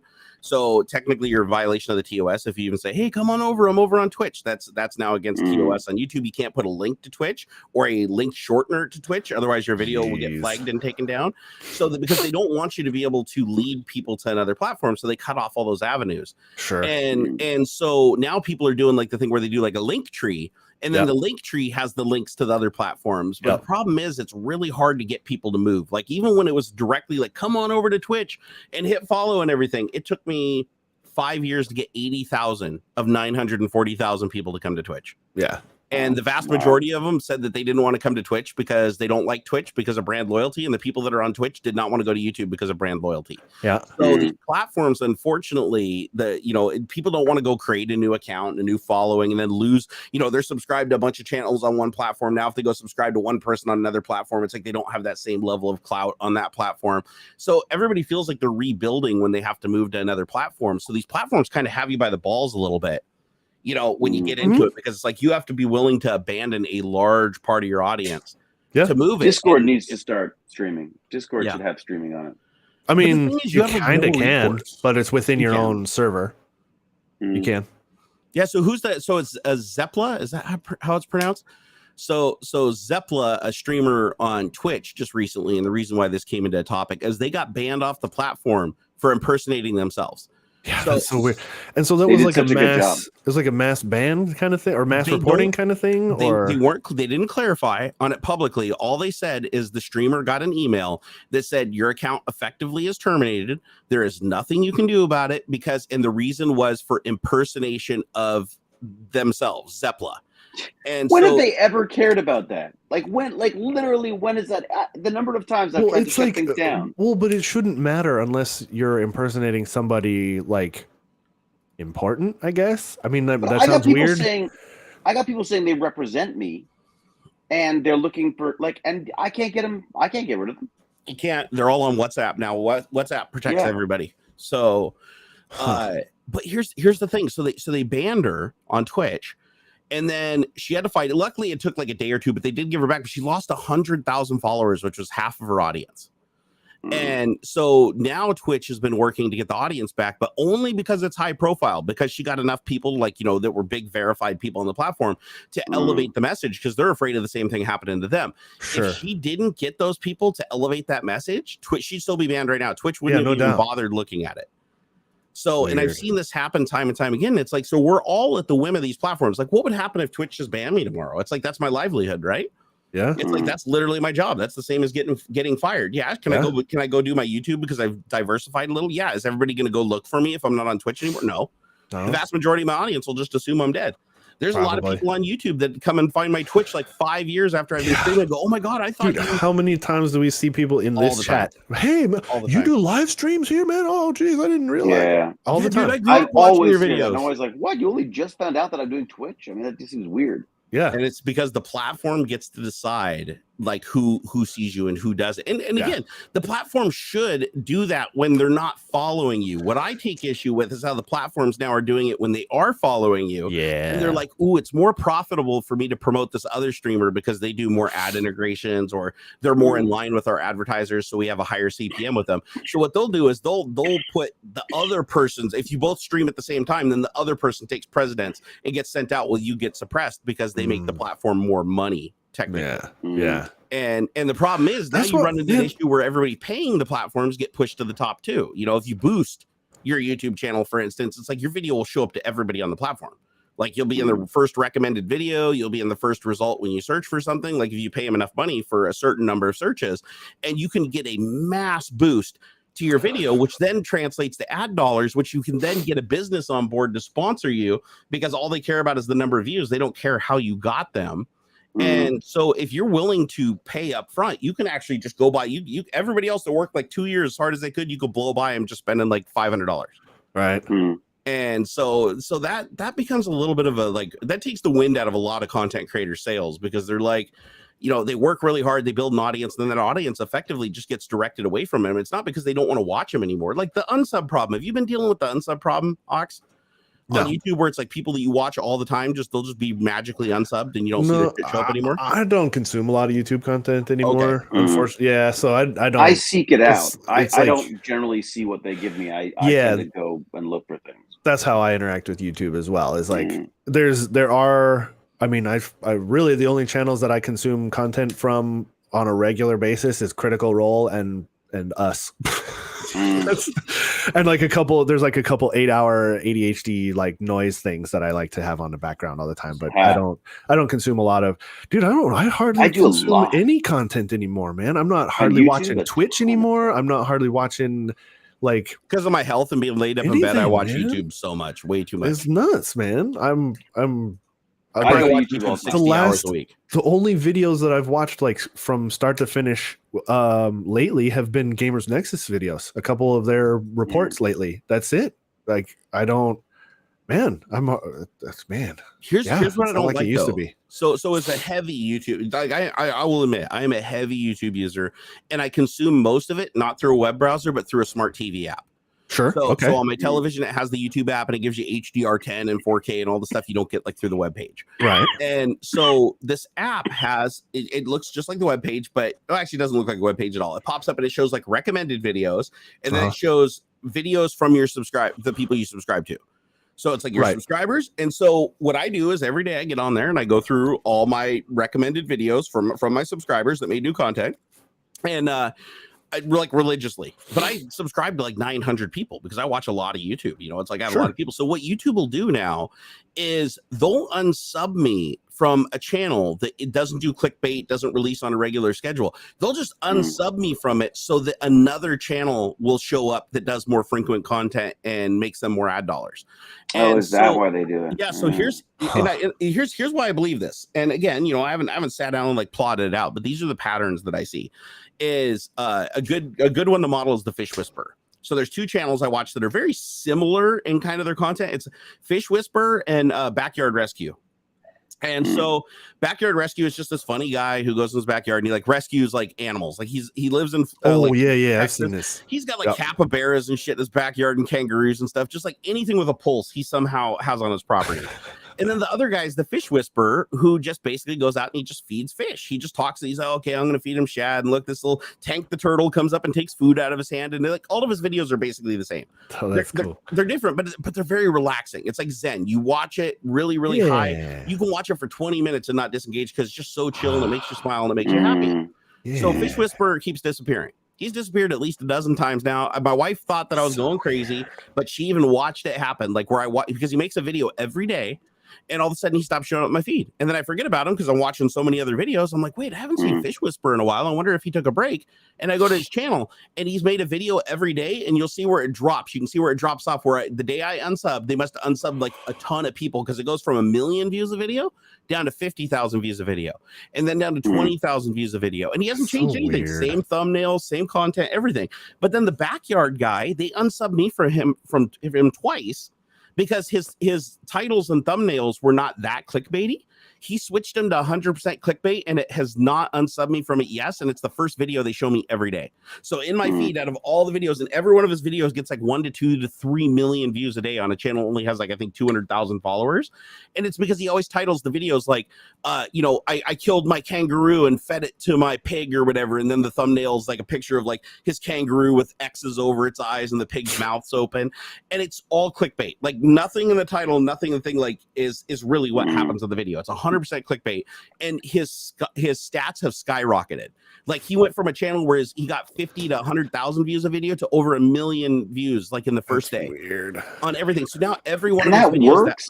Like it works to just have things like that. 100% works. if you created a channel where all you did in every single thumbnail is be like, I murdered 6 people today, oh my god, and then put in like asterisks at the end, like, oh my god, I can't believe I did it, and then your video is like, BMW cut me off and I wanted to murder him, in my head, but I didn't really do it, they would still allow that because technically you're not clickbaiting in their eyes because you talked about the subject and it was a play on words. Boo. So that's how you circumvent that thing. So you're seeing it from everybody now. I mean, hell, even Linus does it now. Like Linus has always some been of the like the quick ones, the quick tech things are kind of that way. Yeah, like what would you call this one then? What's that? Well, our stream called the like 3 racist bastards. Or three like racist. Yeah, white that's what it should have been. Bastards Yeah. and one beard. Yeah. yeah. No, so check this out. So like looking at Linus's, it's like, okay, $4 fix, and he's like frowning, and he's got a picture of a camera torn apart. It's like, this almost broke me is the title, right? And you're like, well, you want to see what broke Linus, and it's like, okay, well, he's just fixing a camera. Right. It's an entertaining video though. I did enjoy it. It's funny though because I don't use YouTube like that. I'm an ox on this one, I think, because I will search for what I want to look for. So I want to do like, I want to know about blacksmithing, so I'll do the blacksmithing stuff. Yeah. I'll do the so I find it tends to, I mean, I'll get dragged in every so often to something like where I go like, oh my god, what Linus Tech Tips is quitting YouTube or whatever. Oh yeah, I remember that one. Quitting. Everybody's done the I'm quitting video to death. Yeah. I'm gonna do one where it's like I'm starting. I'm gonna make a YouTube. I'm gonna make a YouTube where Nobody cares. I look all sad and stuff in the thumbnail. I'm starting my YouTube journey. That'll be great. Yeah, it's just looking through it. Everybody's gone to clickbait. Everybody's gone to clickbait thumbnails. And yeah, it's there like, you go. if you go look at their old stuff, it's not like that. Like the old stuff was more like the thumbnail and the title was like on par with what really happened in the video. From the old stuff, everyone would have like these sort of titillating titles. I mean, that's why I was surprised that the titles are still working because I mean that used to go a long way, and then they were now on how long you watch the video. But I guess if you watch it, they don't care. So Urban Rescue Ranch. Oh God, he's up to 2 million subs now, man. He blew up. So Urban Rescue Ranch, and this is what his titles of his videos are now. A picture of a gun pointed at a capybara's head that says, "Why I shot my capybara," apology video. I already watched it. It's not an apology video. He doesn't shoot the capybara or nothing. He just points a Nerf gun at him in the video and says, "I could just end you right now," and that's it. I fed a shark to my prairie dog, and it's a picture of a fat prairie dog with him holding the shark up to its mouth, and it says emotional. Asterisk emotional. I stole my dog from the pound. He literally just goes to the pound and picks up his dog because his dog ran away and they had him. Capybara eats corn then dies. How to steal ducks from the park. Gort his capybara eats his first corn. Sus. Finding him a queen. How to survive a Rhea attack. Catching the coyote who ate my chickens by hand. I mean, it's the coyote ate the chickens with his hands? Apparently. The coyote doesn't have hands. That doesn't make any sense. You're telling me a shrimp fried this rice? So this guy is a genius, and I'm going to tell you why he's a genius is because I just started looking at this and I noticed something I didn't notice before. So at first I just thought that his titles were just like, whimsical. I noticed another thing that he's doing. He names all of his animals after trending famous people, so that when he puts them in the titles, and he puts them in the tags, he's got the names like, "Oh, easy there! Don't die on us, noise baby boy." It's fine. So looking at his videos now and going through, it's like he named his kangaroo DaBaby, like the rapper, and he says DaBaby like 100 times. He's like, "Are you hit rapper DaBaby?" And he'll say that over and over again in the video. And all of his animals are named after like famous celebrities. Hey man, it works. That's You're gaming the system. Like it's no different than like back in the day, you won't believe this 5 tricks sort of link clicks, because like, look, yeah, it's dumb, it's stupid, but it works. Like I've had this conversation before with at work and stuff, because I'm in marketing, and it feels skeezy to do this stuff, but like it's constantly the advice because it works. Like, and it has worked for decades. Like these sorts of advertising, these sort of headline trickery has been this way for like 150 years, since printing, basically. Like this is the way that people continue to do it because it works. Like you might not like it there, but you, unfortunately, the people who are like, "Oh, I'm not clicking on these stupid clicky baity links and stuff," you're actually in the minority. Like most of the people are down to click on that stuff. Yeah, because if you just kick back to watch, like if you're just kicking back, like you say on a smart TV, it's easy to get yourself, into a lot of that stuff. Marketers, and if it pisses you off, what do? If it pisses you off that you got clickbaited, you go tell everybody how you're pissed off about it, and then link them to the video, and then they go watch it. Look, they wouldn't do it. They wouldn't do it if it didn't work. That marketers ruin everything. Like, look at every platform, if you go everything. To those videos and you're not getting what you want, is that not gonna would you go back? No, but they already got you. They got you for what they wanted out of you. It doesn't matter if you come back. Yeah, there's a limitless number of viewers. Like, as long as somebody comes back each time and you're getting the views, it doesn't matter if they're your subs or not. So I'm looking at this unbelievable homes you wouldn't know exist. And I love the top one, 9.3 million views. Clickbait.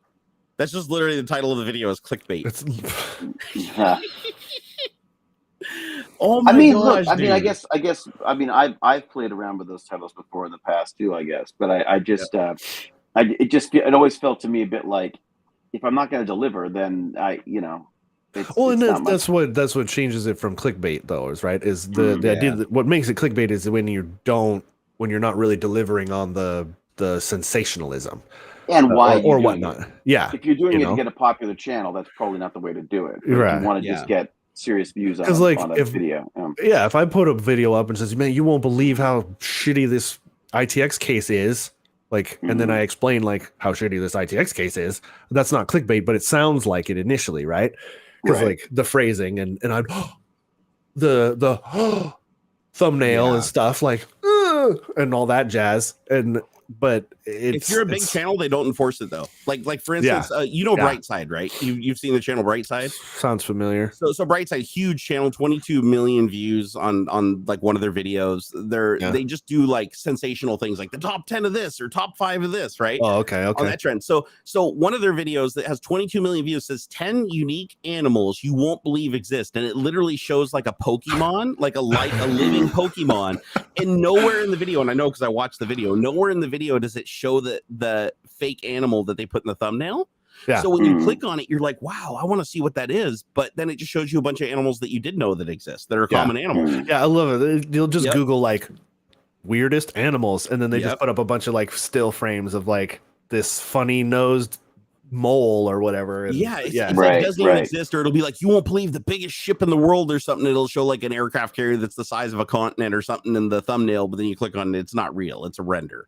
Yeah. So here's another one. You won't believe your eyes what NASA found on Mars, and the thumbnail is literally a human skull with 4 legs coming off of it, resting in the desert sand. And it wasn't this.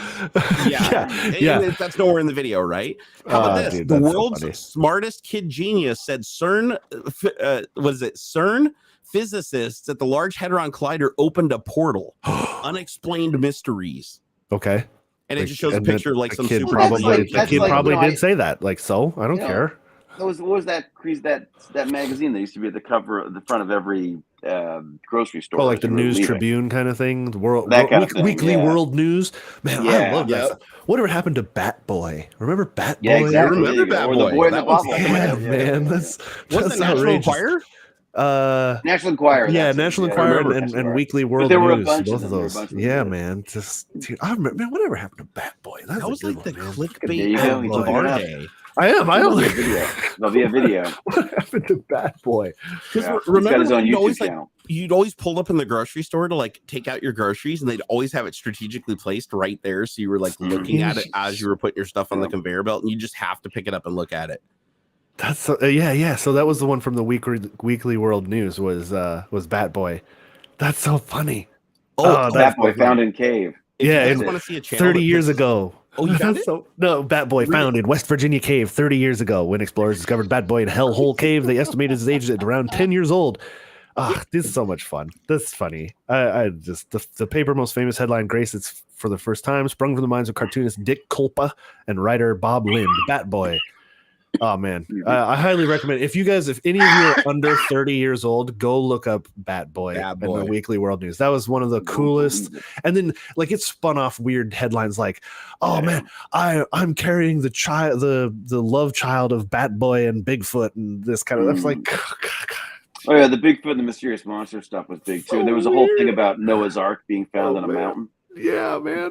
That It kind was of always something crazy. It was always like builds Noah's Ark in his backyard or something like that. That's good stuff. Those are the good days of funny, fake tabloid news. That's just good stuff. Dude, you know what? Gentlemen, I'm so sorry. I'm get out of here, I'm bro. gonna let you. I'm gonna let you go. Yeah, you gotta go get some rest there, big guy. It'd have been funnier if you just fell asleep on stream. I was more worried about coughing up a lung into my camera.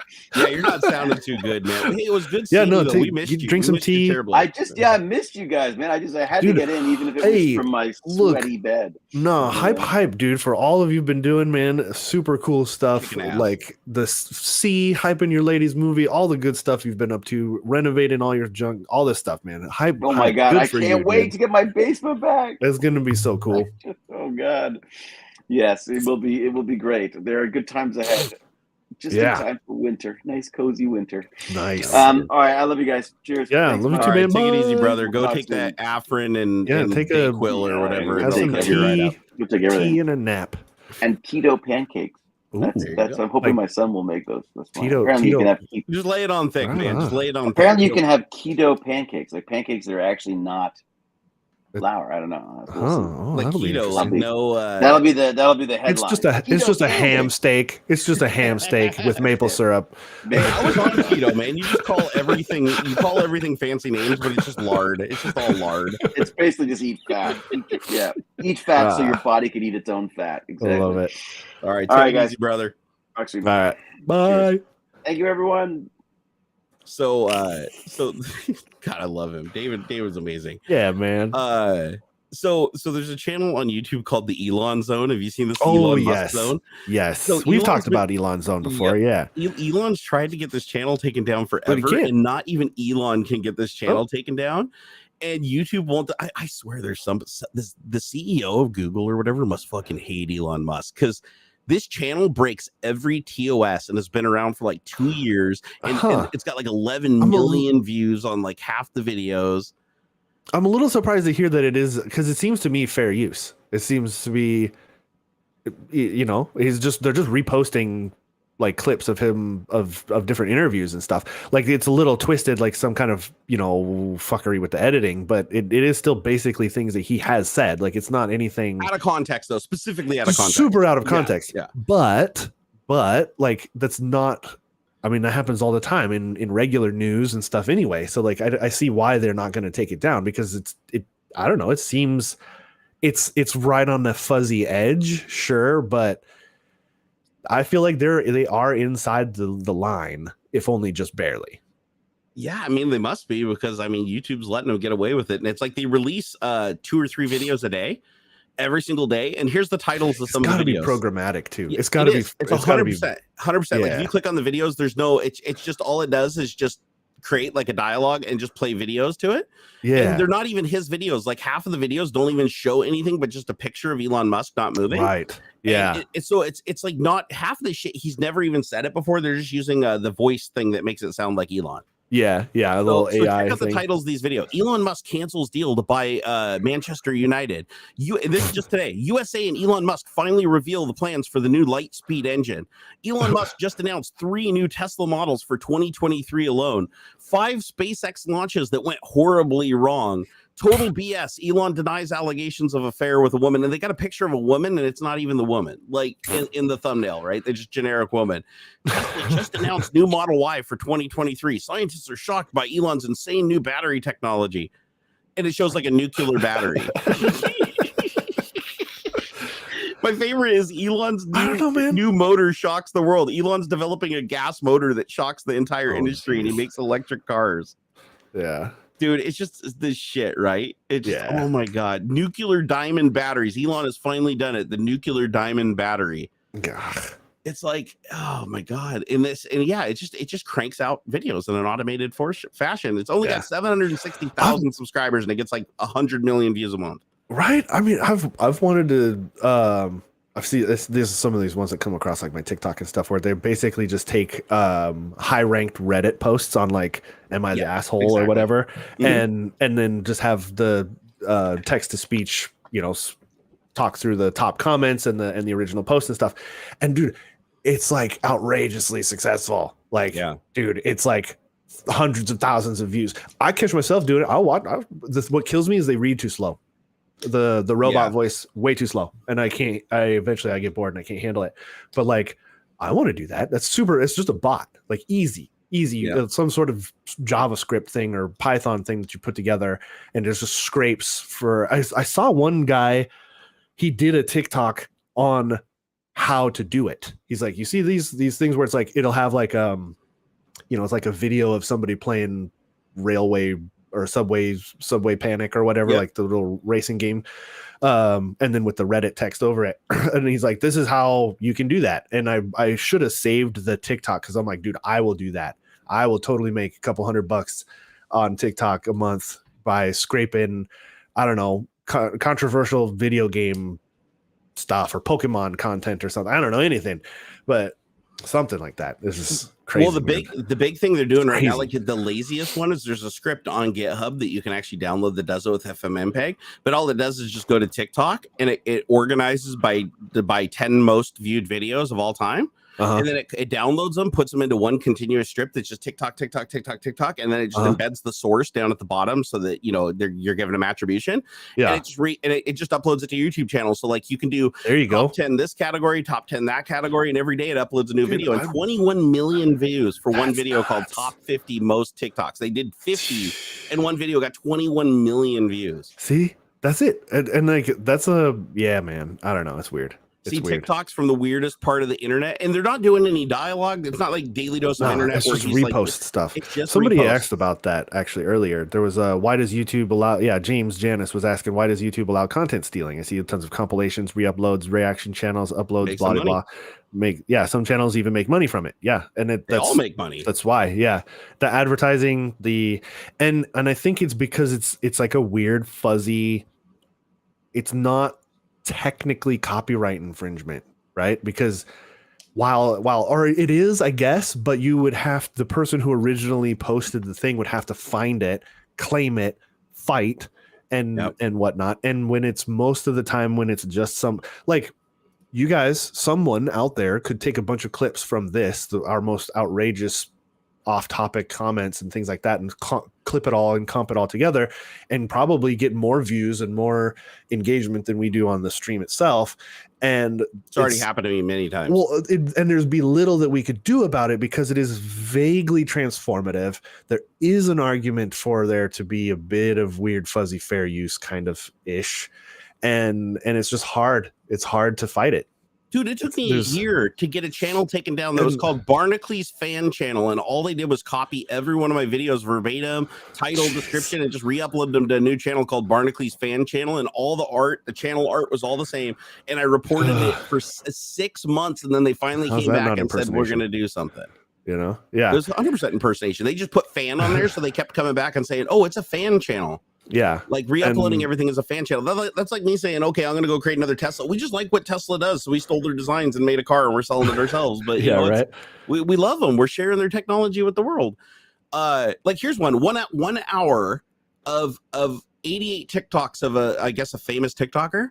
Okay. And it's not his channel. It's just called TikTok Irish. Then there's TikTok English. They're all owned by the same guy. You can see the same icons used. So what he does is he just goes and finds the most popular TikTokers, downloads their entire library of TikToks, puts them into one continuous hour or 2 hour video, and uploads it to YouTube, and it goes hyper viral. That's it. Yeah, and then what sucks is if the original content creator ever uploads their content to YouTube, they'll get copyright flagged, and the revenue will get funneled to the person who stole your content, because whoever's the first person to publish to YouTube holds the copyright for it on that platform. Which is so whack. It happened to me. Do you remember my Bitcoin mining video? The one where I showed the tour? So I published that video, and then I had to take it down. I had to delete it because there was a legal issue with one of the owners.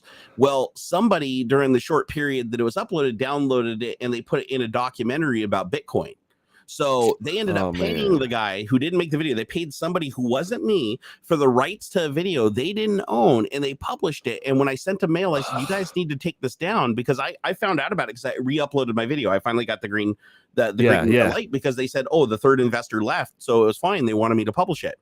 And so I published the video, and it immediately comes back and says, oh, your video has been content flagged. Don't worry. This just means that the revenue from your video is going to be funneled to this other channel. Oh, don't so worry. I go look at and it's like a 2-hour Bitcoin thing where it's like 15 minutes of the video is my video verbatim slapped in the middle of it. And so I sent them an email and said I was going to sue the shit out of them if they didn't take it down immediately. And so they finally did take it down. But I couldn't upload my video because every time I uploaded in the system, it would just give them the revenue back. Yeah. And I was like, son of a bitch. So it's it just sucks that and the onus is on you to like do all the work to try to undo it. And they know that most people won't go through the trouble or they won't have the clout to reach the people that they need to do it. Yep. So by creating these automated systems that upload shit, it's just if you contest it, they'll just let you in. They'll just give it to you.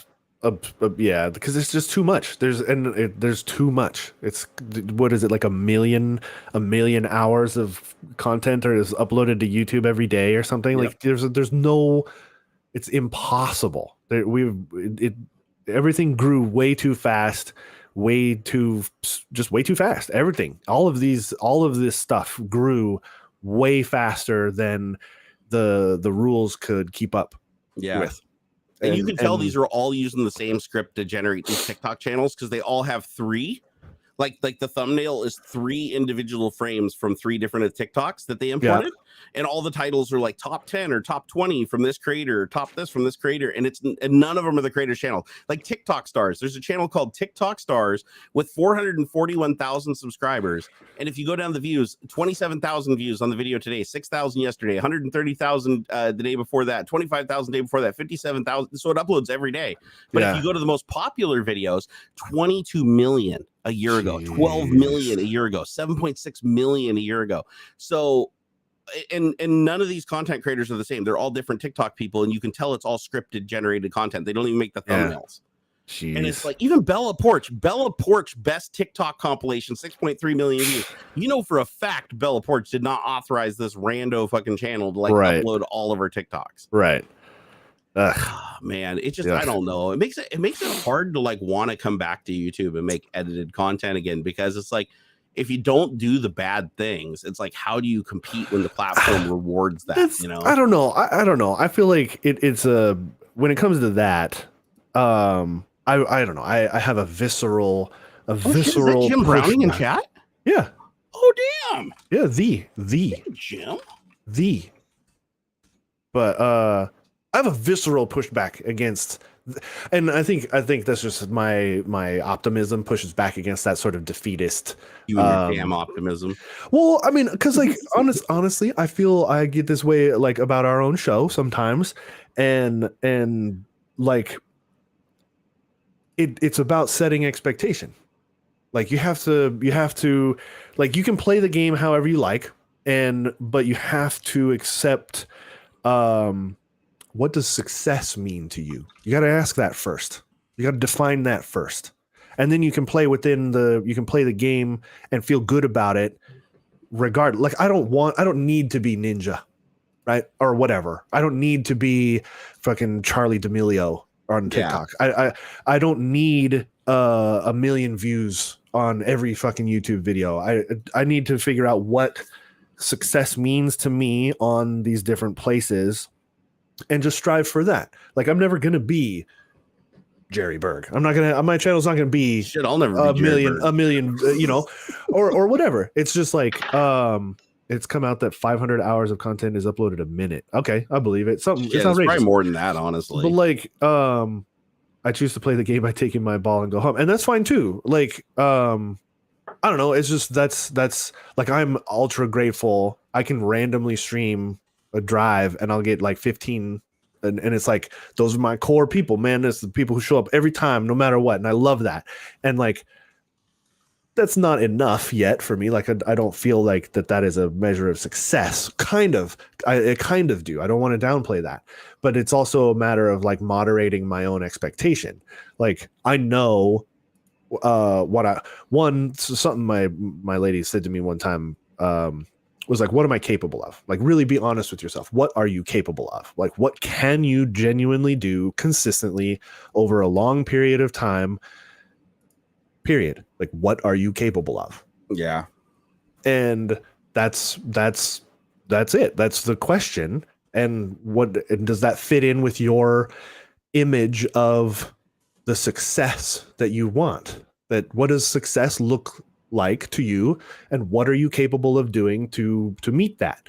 And I think that's, and then once you have those answered, you can then move forward and ignore what everybody else is doing, because it's your definition of success. And like that's how, like, I feel like it goes for I think that's fair. Adulthood in general, right? Like, people are, oh man, like, oh, you're playing with Legos and Pokemon stuff, like, you're 36 years old, what are you doing, blah blah blah. Bro, I'm an adult. I get to decide what that means to me, right? You know, we're all now equal adults, and I don't want to give up my toys.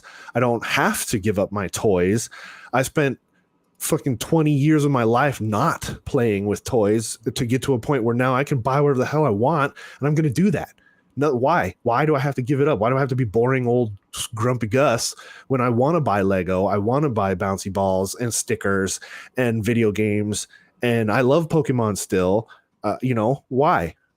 Because my dad is a grumpy old man who's miserable and doesn't want to play games like he used to, or do the things that he once enjoyed. I'm not going to be that guy.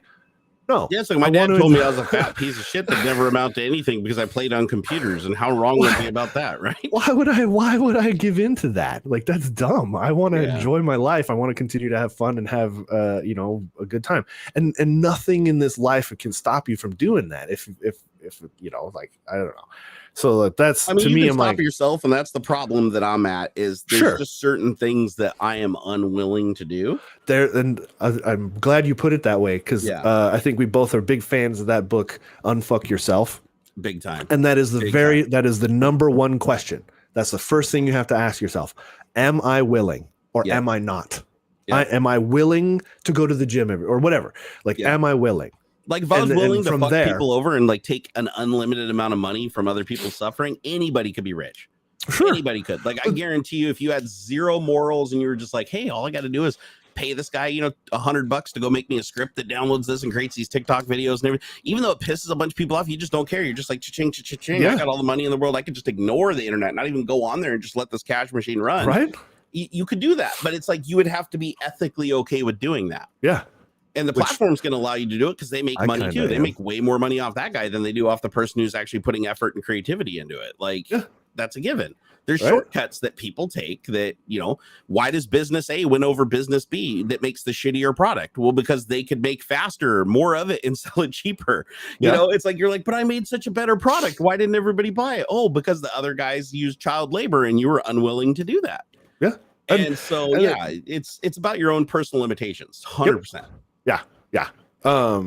That's all. And I think that goes to that can go for all of it, everywhere, whatever your thing is or what you want to do. Yeah. No, that makes sense. That makes sense. I think it's just, and I'll fully well admit this, you know, I have some pretty severe mental health issues, and they've gotten worse with my physical health. My physical health exacerbates them hugely. Oh, for sure. And the problem is like when I worked at Microsoft, I was so fucking cocky and my confidence was so high because of what I was capable of doing that, like, nothing affected me. Like, I'd literally just throw $1,000 down on the table and be like, you know, I can fucking do what you can't. Like, I was arrogant and I was good at what I did. But as things started getting worse and I started questioning myself, then the doubt starts creeping in. Then the health problems add to that doubt and compound it. And then your environment falls apart. And it's like, it's weird. Your environment will reflect how you feel. You ever notice that? Oh, yeah, for sure, man. Like, if you're doing good and you're in a good mental place, everything's organized in God's place, you show pride in your area. If you're mentally just all over the place and you feel defeated and like the earth's crushing it, it's like, you can tell, because it's like you would just not give a shit about your environment. It'll just fall apart around you. And I think that's why a lot of stuff on the internet gets to me a lot more than most people, is because I've kind of opened that wound and kept it open to the air, and it just keeps getting gaped open wider and wider and wider. And, you know, like I talked to my therapist, like, if I just put my foot down and just said, you know, fuck it, I don't care what anybody thinks unless they're in my corner, then, and just ban, mute, don't give a shit, script it out, you know, and I just push that against the wall and just let everybody scream into the ether, I'd be a much more mentally happy person. But my mental state doesn't allow me to do that. Like, I can't comfortably do that. Yeah. And I hate ignoring people. That's why you need an editor, somebody to help Exactly. Insulate. Yep. No, that's a good point. That's actually a really good point that I've never even thought of. Or a moderator, or something like that, some assistance in that. Because yeah, man, it's hard to scrub through that shit all on your own and get rid of it, because you still got to read it, you still got to consume it, you got to judge it and process it, whether or not you want to get rid of this, and all that shit's going to weigh you down. You gotta get somebody else to do it. But that's why you got YouTube. You got YouTube moderators who are literally getting PTSD from having to scrub through this footage and stuff, and like whether or not we ban it and things like that. Like, it is a serious thing, and you shouldn't have to do it all on your own. And once you read it, you can't unread it. And that's the thing. People tell me all the time, dude, just ignore it. You can't ignore it. It's like, no, once I read something, it's like, yeah, I can ban them, I can mute them, I can throw it, but I still read it. Like, the seed is planted there. My brain has processed it, the neurons have fired, that is now committed to memory, whether I like it or not. Yep. I wish that we had like the opposite of an instant replay where we could just delete the last 5 seconds. Because it'd be like you read something or whatever, and it's like, hey, go kill yourself, fat fuck, or whatever, and be like, okay, delete the last 5 seconds. Boom, that person never existed, banned, and then it'd be the sunshine cannon, right? And people get mad about echo channel. that's what we used to say, like sunshine cannon, blowing the sunshine cannon up your ass. But yeah, if you had just like I have moderators on Twitch that allow me to do my live stream because they just kick out the trash, it doesn't mean the trash isn't there. It just means that they don't have access to me. Yeah, because they're on a 6-second delay or whatever. So it's like, hey, fuck you, blah, blah. They get banned. I never even saw what they posted in the first place. So it's like crisis averted. And it's the same thing on social media too. If I had somebody that was reviewing that, and I had the only thing that I would see coming my way would be things of people that were being positive. The people that are being negative just would be screaming into the ether. They'd think that I saw it, but I wouldn't. Yeah. And that's something I did with my email a long time ago when I had people that were holding me hostage over the suicide bullshit, because I helped one person. Everybody was like, oh, well, he gave that person $1, he can give me $1 too. And it got out of control. I ended up having to just go in and put a bunch of filters in place that it's like my filter bin fills up by like 50 or 200 messages a day that have those keywords in them. And I never see them. They just go right. And I'm sure if I went and looked, it would drive me absolutely insane, because I'm sure it's people going, fuck you. I messaged you yesterday and the day before. I can't believe you're ignoring your fans. I hope you die. And it's probably unsubbed from me everywhere. And I don't even notice. I never even see it. Out of sight, out of mind. Yeah, man. But it has to be that way though. Because if it didn't, it killed me. It killed my wife. Like, I used to just sit in bed, like when I was really coming up on YouTube and I was getting big really fast. Yeah. I just sat in bed and would just cry myself to sleep every night, because I'd get these like wretched emails about like, oh, my daughter is dying. Here's a picture of her, with her head crushed open from the car accident in the hospital. And, if we don't pay the doctors, they're going to wheel her out in the street or whatever, because of the country we live in. It's like, all we need is like $500 and it'll save her life and it'll fix my family. And then you capitulate and you're like, okay, fine, I'll give them the money. And then as soon as you give them the money, then another account pops up. Oh my God, you helped out my friend, blah, blah, blah. Here, can you help me out too? And then another person piles on. And then if you don't help that person, they're like, oh, well, the other person was more important than, like, their daughter was more important than my daughter, or their mom was more important. They had their whole life to live, and my daughter's dying at like 3 years old, you piece of shit.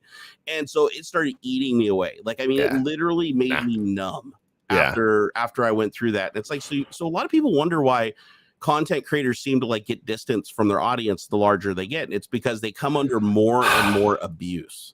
Yeah. And if you don't put a filter in place, which I even had to do to some extent. Yeah, man. A part of it too is like is again setting that expectation early too. Is like because, man, that's a weird topic. The parasocial relationship with people, content creators, and especially when it comes to live streaming, because there is a more of that fuzzy wall between the creator and the audience when it's live, and you have that sort of like instant interaction with them, and that's you all need to look at yourselves when you start going down that weird path. Like, that's weird. Yeah, the other thing that's weird is you'll get this is where it starts getting a little freaky, where you find out you can't trust anybody. Like, it gets really weird, because, and that's the thing that sucks. It ruins it for all the people that you should be able to trust. Like, the vast majority you probably could, but you can't because of the few. Yeah. And you end up in this situation where I've had people legitimately, and this isn't like a rare occurrence. This happens like on the regular, where you'll have somebody who'll be watching the channel for like a year. They're always vocal in chat. Everything's great. They're good to go. And you don't respond or you don't read one message. You miss like one message. They're like, hey, you didn't read my message. You didn't read my message. Hey, when are you going to read my message? And then you just miss it because you're not paying attention to chat or whatever. You're off talking about your thing. And then they're just like, fuck you. You don't care about your fans. And then it's like unfollowed, unsubbed. You go on Twitter and they're like shit talking you like, oh, this guy, I thought he was my friend. And I thought that, I've supported him for so long and he can't even read my fucking message. And it's like, dude, I've read 5,000 of your messages. This is the first one I've missed. And you immediately go to the moon. And then you go back and you look at their Twitter and stuff, and they're talking about how we're like friends and how I'm like the best friend. And I've helped them get through all these hard times and everything. Yet they threw me away because I missed one message in a chat in a sea of messages. And that shit happens more often than you'd think. And even my moderators sometimes look at that shit and they're just like, what the fuck, man? Like what is going, like that guy that started making death threats towards my family. I had to get the police department to go track him down. He was like the biggest fan for like 3 years, one political disagreement. And the dude just goes completely aggro and threatens to kill my wife and my kid and shit. Like it just, and then when he got caught, of course, he's like, oh, I was just joking. And it's like, no, he was whispering people. He was posting like inappropriate, illegal shit on the Discord server and trying to get users on there to click on it. Yeah. That's not cool. It's just, dude, it is so hard. And I do have to say, it's one of those minority sorts of things, but 1% of a million is still like 100,000, right? It's a lot. Like it's still a lot. Or you know what I mean? Like I don't probably move the zeros properly, but you know what I mean. A small percentage of a hell of a lot of people is still a lot of fucking people. And yeah, content creators are not your friends. I mean, it's like enjoy what people do, and if you enjoy what they do, what interactions you can have with them, it's fun and stuff. But it's like I never message a content creator expecting them to be like, oh, let's be buddies, or even respond. I just don't message content creators. Y'all are weird. So I tag every once in a while as a part of a joke on Twitter. I'll tag Mr. Beast. Hey, Mr. Beast, like, hey, come on over and drop $1 million on my live stream. And a bunch of people will respond and be like, hey, fuck you. He'd never give you that money. Hey, he'd never come by your stupid fucking stream, you fat fuck. And it's like, they act like I believe that. Like I was somehow, oh my God, I really wanted that to happen. Oh my gosh. Like I knew that was going to happen for real. Like they act like it's serious because in their head they need it to be, because then that supports their anger and to be bad. Like they have to believe that you really thought it so that they're doing some kind of damage or feel like they're doing some kind of damage. It's just really weird, man. That's why I got into like studying psychology so much is because like you have to study psychology to understand how people can jump from one extreme to another like so quickly. And how you can have these relationships where somebody who's never met you in person, who's only seen you in videos, that you've never had a personal conversation with, that somehow you think, it's like the Eminem song, Stan, right? It's like, hey, I'm your biggest fan. This is Stan. And then next thing you know, it's like, oh, my wife's tied up in the trunk and I'm going to drive off a bridge. And this is your fault. This blood's on your hands for not responding to me. You didn't do the thing. You signed all my shit at a concert and you did all the stuff. But the one time that you didn't do what I wanted you to do, you're spitting in my face basically and destroying my life.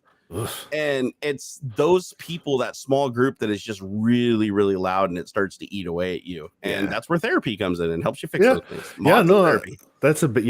And that's no joke either, man. Like it. Yeah, it's something serious to pay attention to.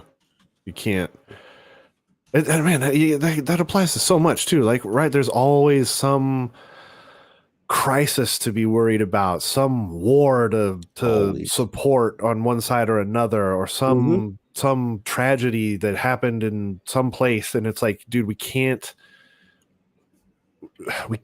like, and if you don't like, support it or like publicly say like, yay, on this one side or the other, then you're going to be vilified or not. And it's like, we can't do that for everything, for all the time, everywhere. Like it's impossible to, I don't know, man. It all comes back to the scammer, dude. Remember we were talking about the tech support scammer that keeps you on the line? Yeah. Remember how we were talking about that? Like, don't give them an inch. Like, no, don't get off the phone. Hold your phone. Buy that Walmart gift card. No, this is no. Okay, I just need to talk to this person. No, don't listen to him. Buy the phone. It's that pressure. The internet, that social media is designed to keep constant pressure on you, either from the system or pairing you off with people that have demonstrated they will apply that pressure, so that it can keep jackpotting you and taking as much money as humanly possible from the advertisers that are getting pulled into it all. Man. I wish advertisers had a way Like, I wish advertisers had a way to see like how many of the clicks are just coming from bots and rage and violation of TOS, and like Adpocalypse when they found a Colgate or whatever, and Pepsi had ads running on basically like child exploitation content, and they freaked the shit out, and it turned out being a very large percentage because some of those videos had 14, 15, 16 million views. And they were reported hundreds of thousands of times, and YouTube still didn't remove them because the viewership was so high and they were so sought after, even though they weren't even showing up in the search results. Like, you had to specifically search for that video and it was still getting those level of views, and they can still run that on them. They're just like, oh, out of sight, out of mind. We don't even want to know. At that point, it's plausible deniability. Like, they don't even want to know, all these reports to this video, we're just not even going to look at it, because if we look at it, then we'd have to act on it. But if we don't look at it, we can pretend. It's kind of like what happened with Kiwi Farms and Cloudflare, right? It's like Cloudflare can just like play ignorant and be like, oh, we just give protection to everybody. We don't ask any questions. We don't look at anything. But then you come to find out that it's like, no, they actually had an account on there. The CEO of Cloudflare was actually on Kiwi Farms and had a relationship with the guy at Kiwi Farms. And then as soon as that was publicly known, the whole thing like fell down a flight of stairs and they were forced to drop them because, companies were going to pull out of the service paying customers. But it's one of those things where it's like, as long as they can do the plausible deniability of, we don't care what they do, we don't even look, we're not, if somebody reports it, we're just gonna go la la la la la, because there's so much money there. It's like one of the ones I always point out is old Keemstar, in Gamer Fuel. It's like, or is it Gamer Fuel? I think it's Gamer Fuel, right? G Fuel. Oh yeah, that's funny you say that. Yeah, so G Fuel. Of course, this is from Twitch. This is from TwitchCon like 4 years ago or something. Everybody has it. This is my favorite coffee cup. So G Fuel, their biggest sponsor that made them the most money, or the biggest person they sponsored, was Keemstar. And Keemstar literally was like complicit in Etika's death and his suicide. He was complicit in destroying Basher versus his entire career and running him out of the country and threatening his mom. He did so many terrible things that he even got banned, like completely deplatformed like several times, and had to come back and break the TOS. But YouTube would allow him some slack to come in under some, hey, if you just don't own the channel, but you just do everything on the channel and keep all the money, then technically you're not violating the TOS, so you can do that. G Fuel's like, well, if we just don't look at the hundreds of thousands of reports with all the screenshots and everything of what he's been doing, then we don't have to do anything about it. And then once H3 brought it up, after years and years and years of people telling G Fuel what was going on, they're like, oh my God, we can't believe that this was happening. We're going to terminate that relationship, because here at G Fuel, we don't believe in bullying and everything, when they literally have an entire history of interactions with this person and know exactly what they're doing, and specifically modeled their advertisement around that kind of abuse. And so companies do that all the time, and it drives me nuts, because they know that if they publicly showed that they knew what was really going on, it would make them look really bad. But they can actually double dip and win on both things if they're just like, we didn't know about it. And then if shit gets too out of control, then they can be like, wow, we didn't know, guys. We're going to do the right thing now. And I see that shit all the time, and I just shake my head every time I see it, because I know G Fuel. I've sent G Fuel at least 100 emails over the years, with screenshots and screen captures and threats to me and threats to my family and threats about my autistic child. Like, I sent all that shit to them, and they fucking ignored it, crickets chirping. And then H3 brings up like something that's even minor than compared to what happened to me and other people. And they're like, terminate the relationship. That shit pisses me off. And G Fuel isn't the only one that does it. Like, Cloudflare tried to pull that same shit. YouTube tried to pull the same shit with Adpocalypse. Like, we didn't know there was child exploitative material on our platform, even though it accounts for like 5% of all the views on the platform. There's no way you couldn't. There's no way you couldn't. Like, they literally, because they even went out of their way to keep it out of the search results. How do you make it so the search results specifically exclude that from searching, yet still allow it to exist on the platform? Isn't that a little weird? Yeah. Like, that seems a little weird to me. That's like, you search it, it's like the big one, this one pissed me off. Like, this one got me raging, because I want to seriously just go grab some parents and throttle them to death, is allegedly. There was like this whole thing is like morning routines. You type in morning routines or whatever on YouTube, and it's like 99%. I don't think it is anymore. I think they fixed it after Adpocalypse too.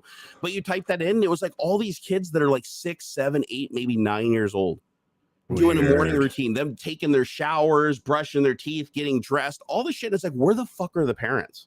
Yeah. Where these kids have these channels with like 14 million views, fucking trending. It's like, where the fuck are the parents? Yeah. And it makes me so mad, because I'm like, why? Because they're complicit. They have to. They got to be complicit. Yeah, well, like the LeBrants, remember? I was the one that LeBrant, you know, I was the one that had to actually send the police to his house. Like I had to go out of my way and waste 3 hours of my fucking day because that guy refused to take down a video where his daughter was flashing her vagina on the thing, and he even knew about it. He's like, oh yes, it's not that big a deal. Oh no, she just has really skin tight panties on. You just can't see it. And it's like, dude, if your excuse is the panties are so skin tight that in the same color that it would look like she was naked, then why are you still not taking it down? Like he literally, like I have the screenshot somewhere of the entire conversation with him. And then finally, when we call the cops, it wasn't just me, it was another person. The cops come by. The cops told us that they went by and they did a wellness check and they talked to him about it, and he was taking the video down. And then I get a DM back from the guy. Oh, I just, I thought about it and I'm gonna go ahead and take the video down. And thank you so much for taking your time to like look out for me and my family and everything. And I'm like, dude, I was the one that called the cops. I know the cops are the ones that came to your house. I didn't say that to him. But he's like, he made it seem like he was the one that came to that conclusion when it wasn't. It was actually, if the police hadn't have been called and sent to his house for a wellness check, and this wasn't even his biological daughter, this was his stepdaughter. And so it was no good. And they're still there. There's still like a huge channel on YouTube, and YouTube could give zero fucks about it because they bring in the money. Just like Ace Family. It's like fucking child exploitative content needs to fucking stop. Yeah. It won't though. Hey, let's talk about EVGA. Oh man, that's super weird. Or I guess surprising. I guess it's like, I'm sure most of you have watched Gamers Nexus video on the subject. Of course, they'll go into they did a great job of it. It's their thing. But the long and the short of it is EVGA is not going to be making video cards anymore. They're gonna like, as of now, right? Stop. Like they no grace period, nothing. They will run out their stock. They're going to keep enough in behind the scenes to help cover warranty and things like that. But full stop, they are not making video cards anymore. And honestly, I'm not. It's surprising, but also like their reasonings make sense. Oh yeah, it sounded like there was like a whole history of abuse building up to this. Yeah. Yeah, and honestly, it's just anybody from the outside can see how EVGA could be frustrated, and frankly, why any of the AIB's board partners would be. I know for a fact in the past they're like Jensen. What was it? I think it was the 20 series Titan. Literally nobody knew he was going to say anything about it until he pulled the fucking thing out of his jacket and showed it on stage. And like, we're talking even people inside the company, like didn't know that this was going to be announced until he's like, and like, can you imagine being a board partner, not knowing what like pricing is going to be until Jensen's up on stage at GTC or whatever and decides to say, and then they're talking about how there's like price floors and price ceilings. Like EVGA is literally cannot, or anybody, it cannot sell a video card for more than X. And it's like, well, EVGA makes a bunch of cool, like over the top, like they're for the win stuff or the Kingpin stuff. That goes way beyond like the normal factory stuff. But they're not allowed to charge extra for it. Because Nvidia says they can't. I didn't know that. No, that was a part of the video was that there are price ceilings that the AIBs are I don't know if that's the right term, but the board partners are beholden to. Like you cannot sell. Then of course Nvidia makes their own Founders Edition cards, which they can undersell. And I mean, and it's so weird. What blows my mind about this whole. So this is why it surprised me. Like I know like Jay did a video, and so I haven't watched Gamer Nexus's video or Jay's video. This is good. But, I didn't watch Jay's, but Gamers Nexus. Oh, dude, he never did great. So I've got a nerd boner. What else does EVGA make? Power supplies, coolers. They make some of the best power supplies there are. Period. That's true. EVGA makes amazing power supplies. They dabbled in motherboards. But I don't think that's a thing much anymore. I don't consider dabble. I had a couple EVGA boards in my systems over the years. I thought they made flagship stuff. I've never thought of them as in the same breath as Asus or Gigabyte in That's for motherboards. Gigabyte made a lot. It still makes a lot of motherboards. Yeah. Here's the thing. How do you tear down an entire assembly line that is like custom tailored, like all the way down to the employee's intellectual property? It's not like you just grab all those people, throw them on the power supply team and just retool up to make power supply. That's not an easy step. This is a $1 billion loss.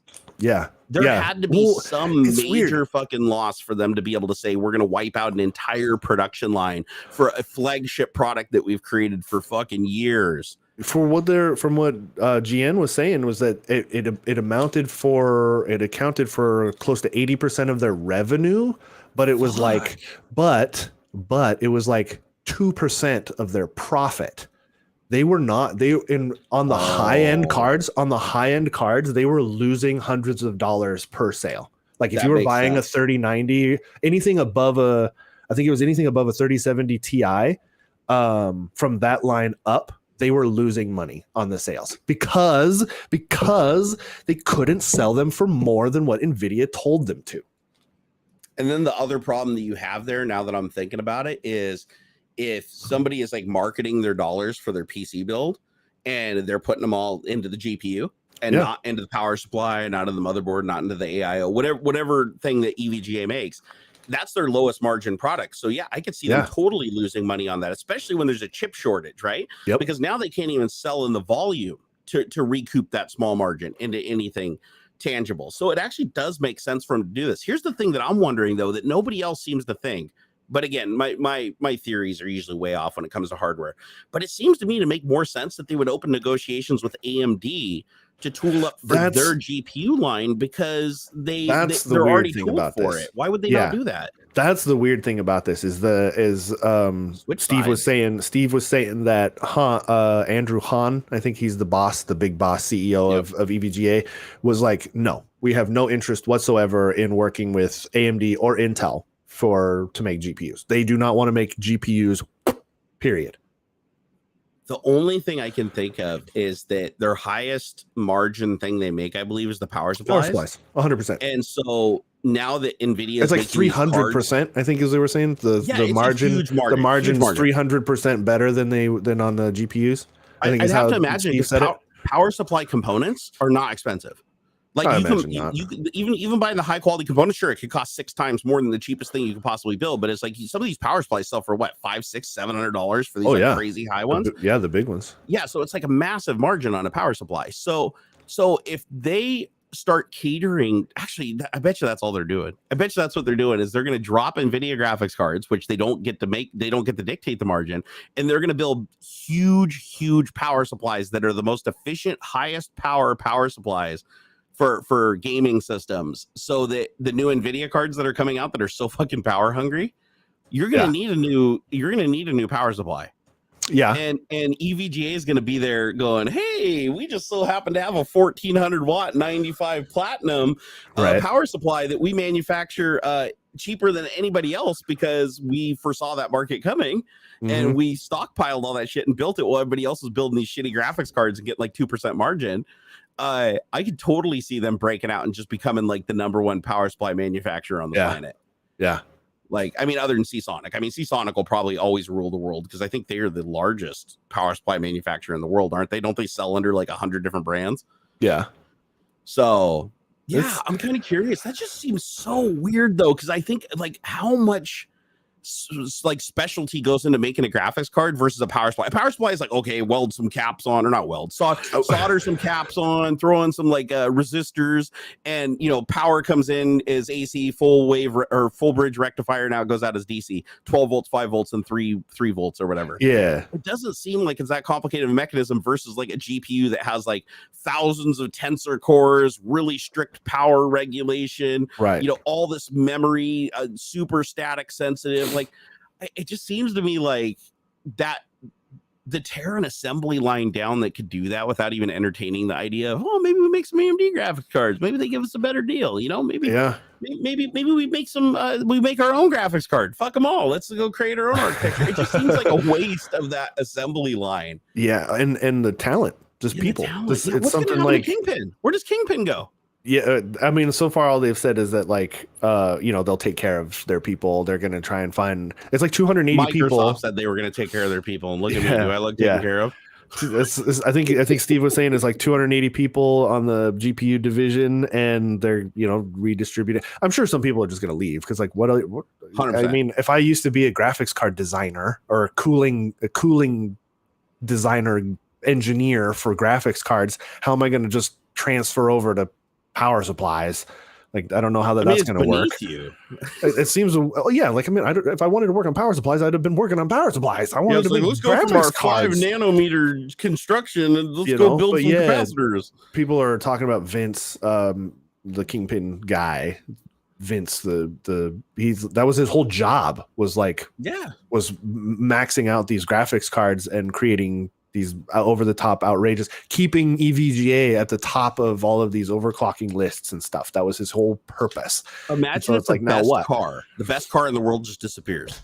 Like EVGA made the best Nvidia GPUs, period. Like Kingpin made sure of that, like with the overclocking. His job. It was his job to make these things squeeze as much performance out as possible. And as far as I know, the other manufacturers don't really have a Kingpin, or at least somebody that operates at his level. The guy has scored. I think I just saw this. Galax is the company. They're pretty heavy in the Asian overclocking scene, but beyond that, I don't know of any other big company that did it.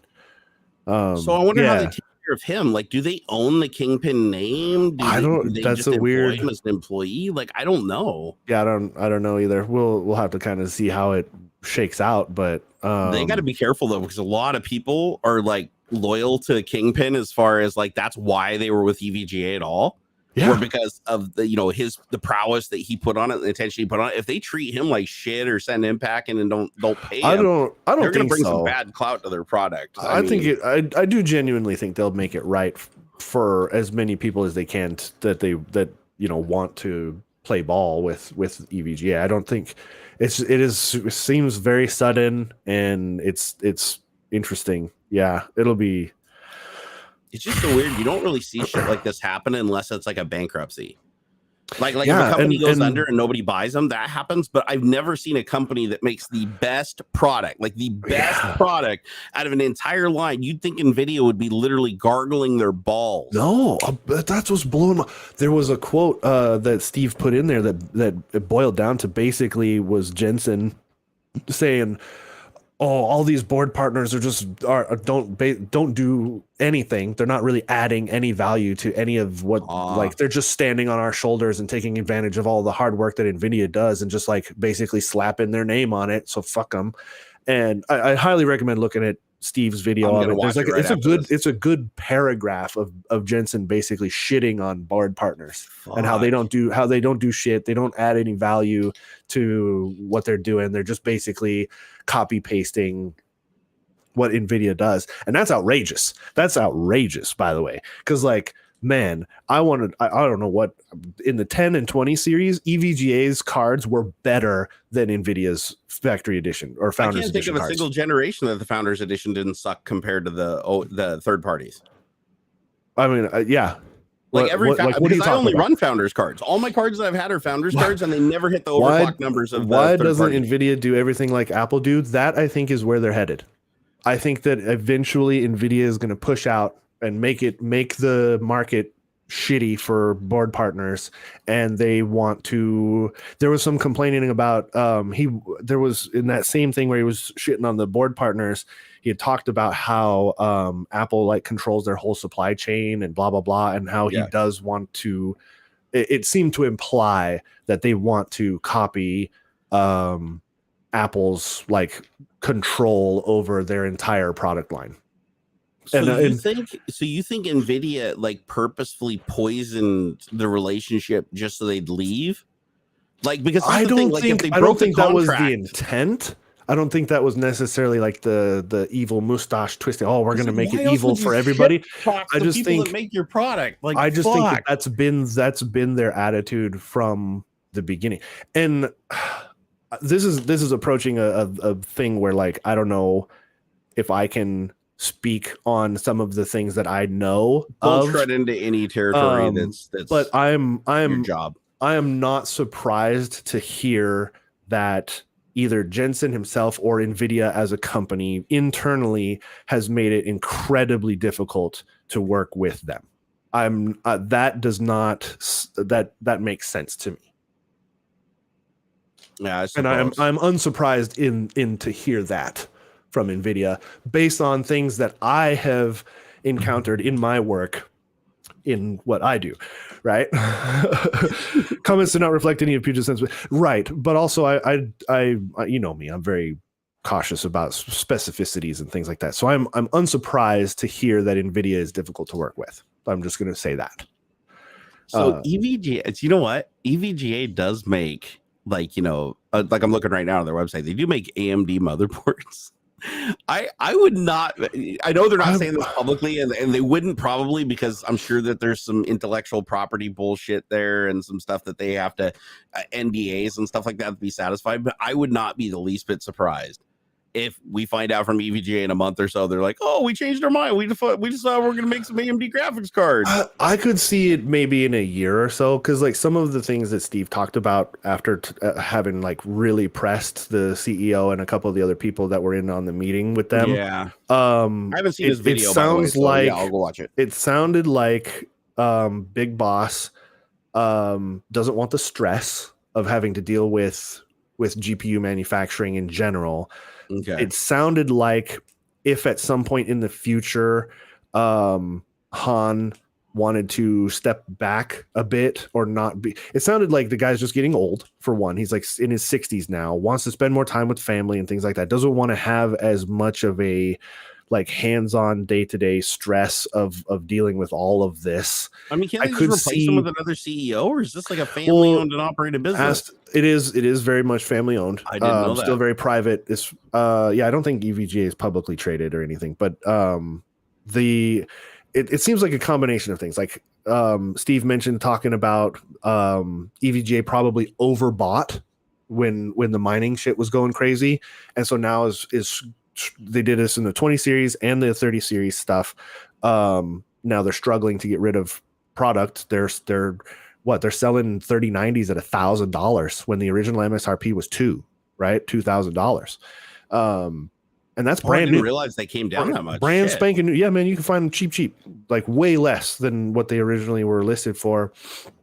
Yeah, my neighbor got one for $1,699, like a For the Win edition. Actually, it was an EVGA card. That's right. It was the For the Win 3. Yeah. And I want to say he paid like $1,700 or $1,800, and that was like a good deal. He bought it with like a power supply bundle. So they're probably having to sell off what stock they have at a loss, more of a loss than they would have originally intended when they bought all this stuff. And so, like, I'm sure they're solvent. I don't think EVGA is going to just disappear or go bankrupt or anything like that. But yeah, the Ethereum merge and all this stuff, the crypto crash and things really hurt everybody. But yeah, I could see where maybe if Han decides, they talked about retirement. Han unequivocally said, no, I'm not retiring. No, I don't want to sell. Talked about like, even if we did want to sell, like the people who would want to buy, we wouldn't want them to own the company because they'd just be, shitty money grubbers, basically. Stuff like that, it seems like maybe down the line somebody in charge could like reevaluate GPUs, but at least in the short term, they're not going to do it. They're not going to do it. And I could see that for a couple years. I don't think they will either. Because once you tear down that assembly line, like, could you imagine how long it takes to like dial in an assembly line for GPUs? I don't know exactly how that works. Because like I know it's Nvidia is the one making the actual chip, right? And from there, like I don't know. I don't know what goes into making a third-party graphics card. I know Nvidia makes the main chips involved in it. But from there, it's like, what then, right? So I'd imagine it's the equivalent of building a motherboard, just way tighter tolerances. Sure. Yeah. Yeah. I would think. Like Steve mentioned that they own all their buildings, things like that. They're not in a whole lot of debt or anything weird like that. Like they're perfectly solvent and they're great in that sense. So like they could just mothball the stuff and squat on it if they wanted to, I would imagine, for a little while. Yeah, it's I love how Steve asked the requirement question in Chinese so that it could be answered discreetly because nobody else would understand it. Yeah. Which, I mean, that's I was kind of mind blown to discover that. And honestly, I shouldn't have been, but I was a little mind blown to hear Steve bust out Mandarin flat out right there in the video. No shit. Yeah, he's like, I asked him straight up. Which I'm sorry, that was horribly like that was Mandarin is the hardest like language to learn. As far as I know, it's like one of the hardest spoken languages to learn. Well, okay, yes, Baz, you're right. Nvidia isn't the one physically manufacturing the chips. Like we all know that it's TSMC and Samsung who does all that shit for everybody. But still, like it's not EVGA isn't the ones designing their own chips and stuff to meet Nvidia's like. It's safe to say though that EVGA is putting the same amount of effort into creating the card as Nvidia is themselves. Yeah, absolutely. Yeah, so they're definitely their own thing. And I'd imagine the cards that they made definitely were better than the Founders Editions because I don't know anybody who's like, oh man, my Founders Edition overclocks so much further than this giant ass fucking fan card. Yeah. So I genuinely am just shocked by this. This is crazy. But again, a lot of crazy shit going on. So I mean, this probably isn't the craziest thing we'll see this year. No, I don't think so. Shit, we're over time, brother. Yep. Although I will touch really quick, guys. Uber did get hacked, and it was a major fucking hack. It was 100% hack. They got access to all their infrastructure, everything. They fucking owned Uber. So if you have an account with Uber, you should go change your password. If you use that password anywhere else, you should also change that password. You should have two-factor authentication enabled on everything yesterday. And if you don't, there's probably already something in there camping, just waiting to find some user to sell your account to somebody else on various different services. So everybody's going to get hacked. I'm just going to go out on a limb and say everybody will get hacked. It's just a matter of time. You're being hacked right now. You just don't know it yet.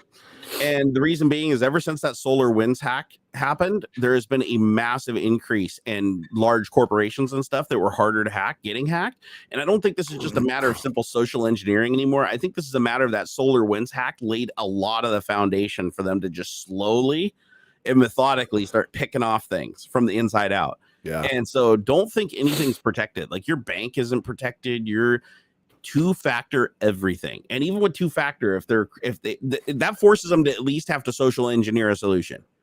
But everything they can do with robots, they're going to do with robots. So if you don't have two-factor authentication, your whole shit will get like taken over, sold, bent over backwards, and you'll get extorted without a human even needing to get involved at this point. So just protect your shit. Yeah. Let's see. I think. What is this? See, we did the Uber hack. Yep. We did the Twitch ban fail. Oh, AI imagery versus reality. I'm just gonna. Should I just post it in chat? I don't know if I should. Nah. No, I'm not gonna post it. Because it's adult content. Yeah. But if you guys want to go bust out the Googles or the Bing, there's a new site that came out recently that basically uses AI. You know, like there's all these AI drawing things that came out. Yeah. And then there's the AI human creator that makes like realistic human photos. Well, somebody tied the two things together and created basically a porn generator. So you can check like a billion boxes and use a neural network to create custom images of people that don't really exist in positions that didn't really happen in places that didn't happen. It's creepy. It's super weird. It's like it's not even like Uncanny Valley stuff. Like it's just weird. It is weird. It's wow. Super weird. Like, and I just played with it for like 2 minutes and then did some I just let it click its own buttons. I just like boop boop and like was looking at it and it's weird. It's creepy. I'll just say it ends in AI and it has pen somewhere in it. Yeah, you'll find it. It's something pen.ai.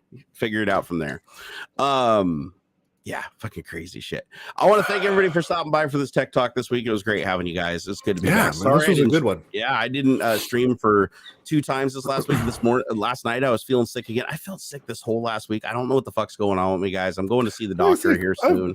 I think it's changed the season, at least for me. Change the seasons. Something weakened me for a minute, and I had a little bit of sickness this last few days, like Tuesday to yesterday, really. Today I'm pretty much tip top, but yeah, I think it's just change of seasons and being stuck inside. For me, I've been stuck inside for like 2 months, man, since I hurt my foot.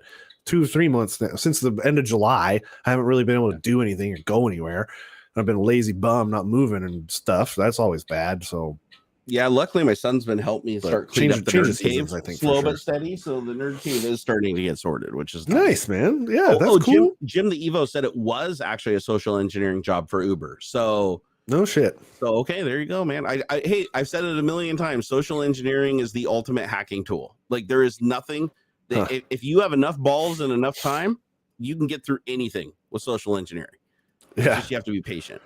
Yeah. All right. If you guys want to keep in touch with us offline in between shows, hit us up over on Twitter, or at AuxxZillary and at Barnacules. You can also David Hewlett's over there. He's D Hewlett. All the links are down in the video description. I should be returning on Monday over for my Twitch stream, where it's nothing like this. Just full disclosure. If you haven't, it's not like this at all. My Twitch stream, I crank it up to like 75 and break the knob off. It's like it's an 18+ stream. Just know it's not the same as things as what I do here. I keep the two separate. So I'll see some of you guys over there. And as for the rest of you, I'll see you again next Saturday. I may or may not be able to join next week. No worries. Just give me as much heads up as you can, and I can always cancel. It's because I will be in Mexico for my anniversary. Dude, you might have been married a year. Jeez, time flies, bro. I know, right? I'm a little shocked.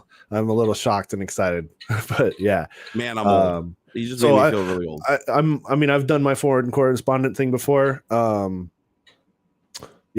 we'll see. We'll see how it works out. Yeah, I'll let you know. All right, just let me know, dude. If you're down there, it's no big deal. Like I'll see if David wants to do something. If he's not available, then we'll just cancel it, move it out. Right on. It's all good, man. We're fluid here. All right, we'll see you guys next week. Peace out. Maybe next week.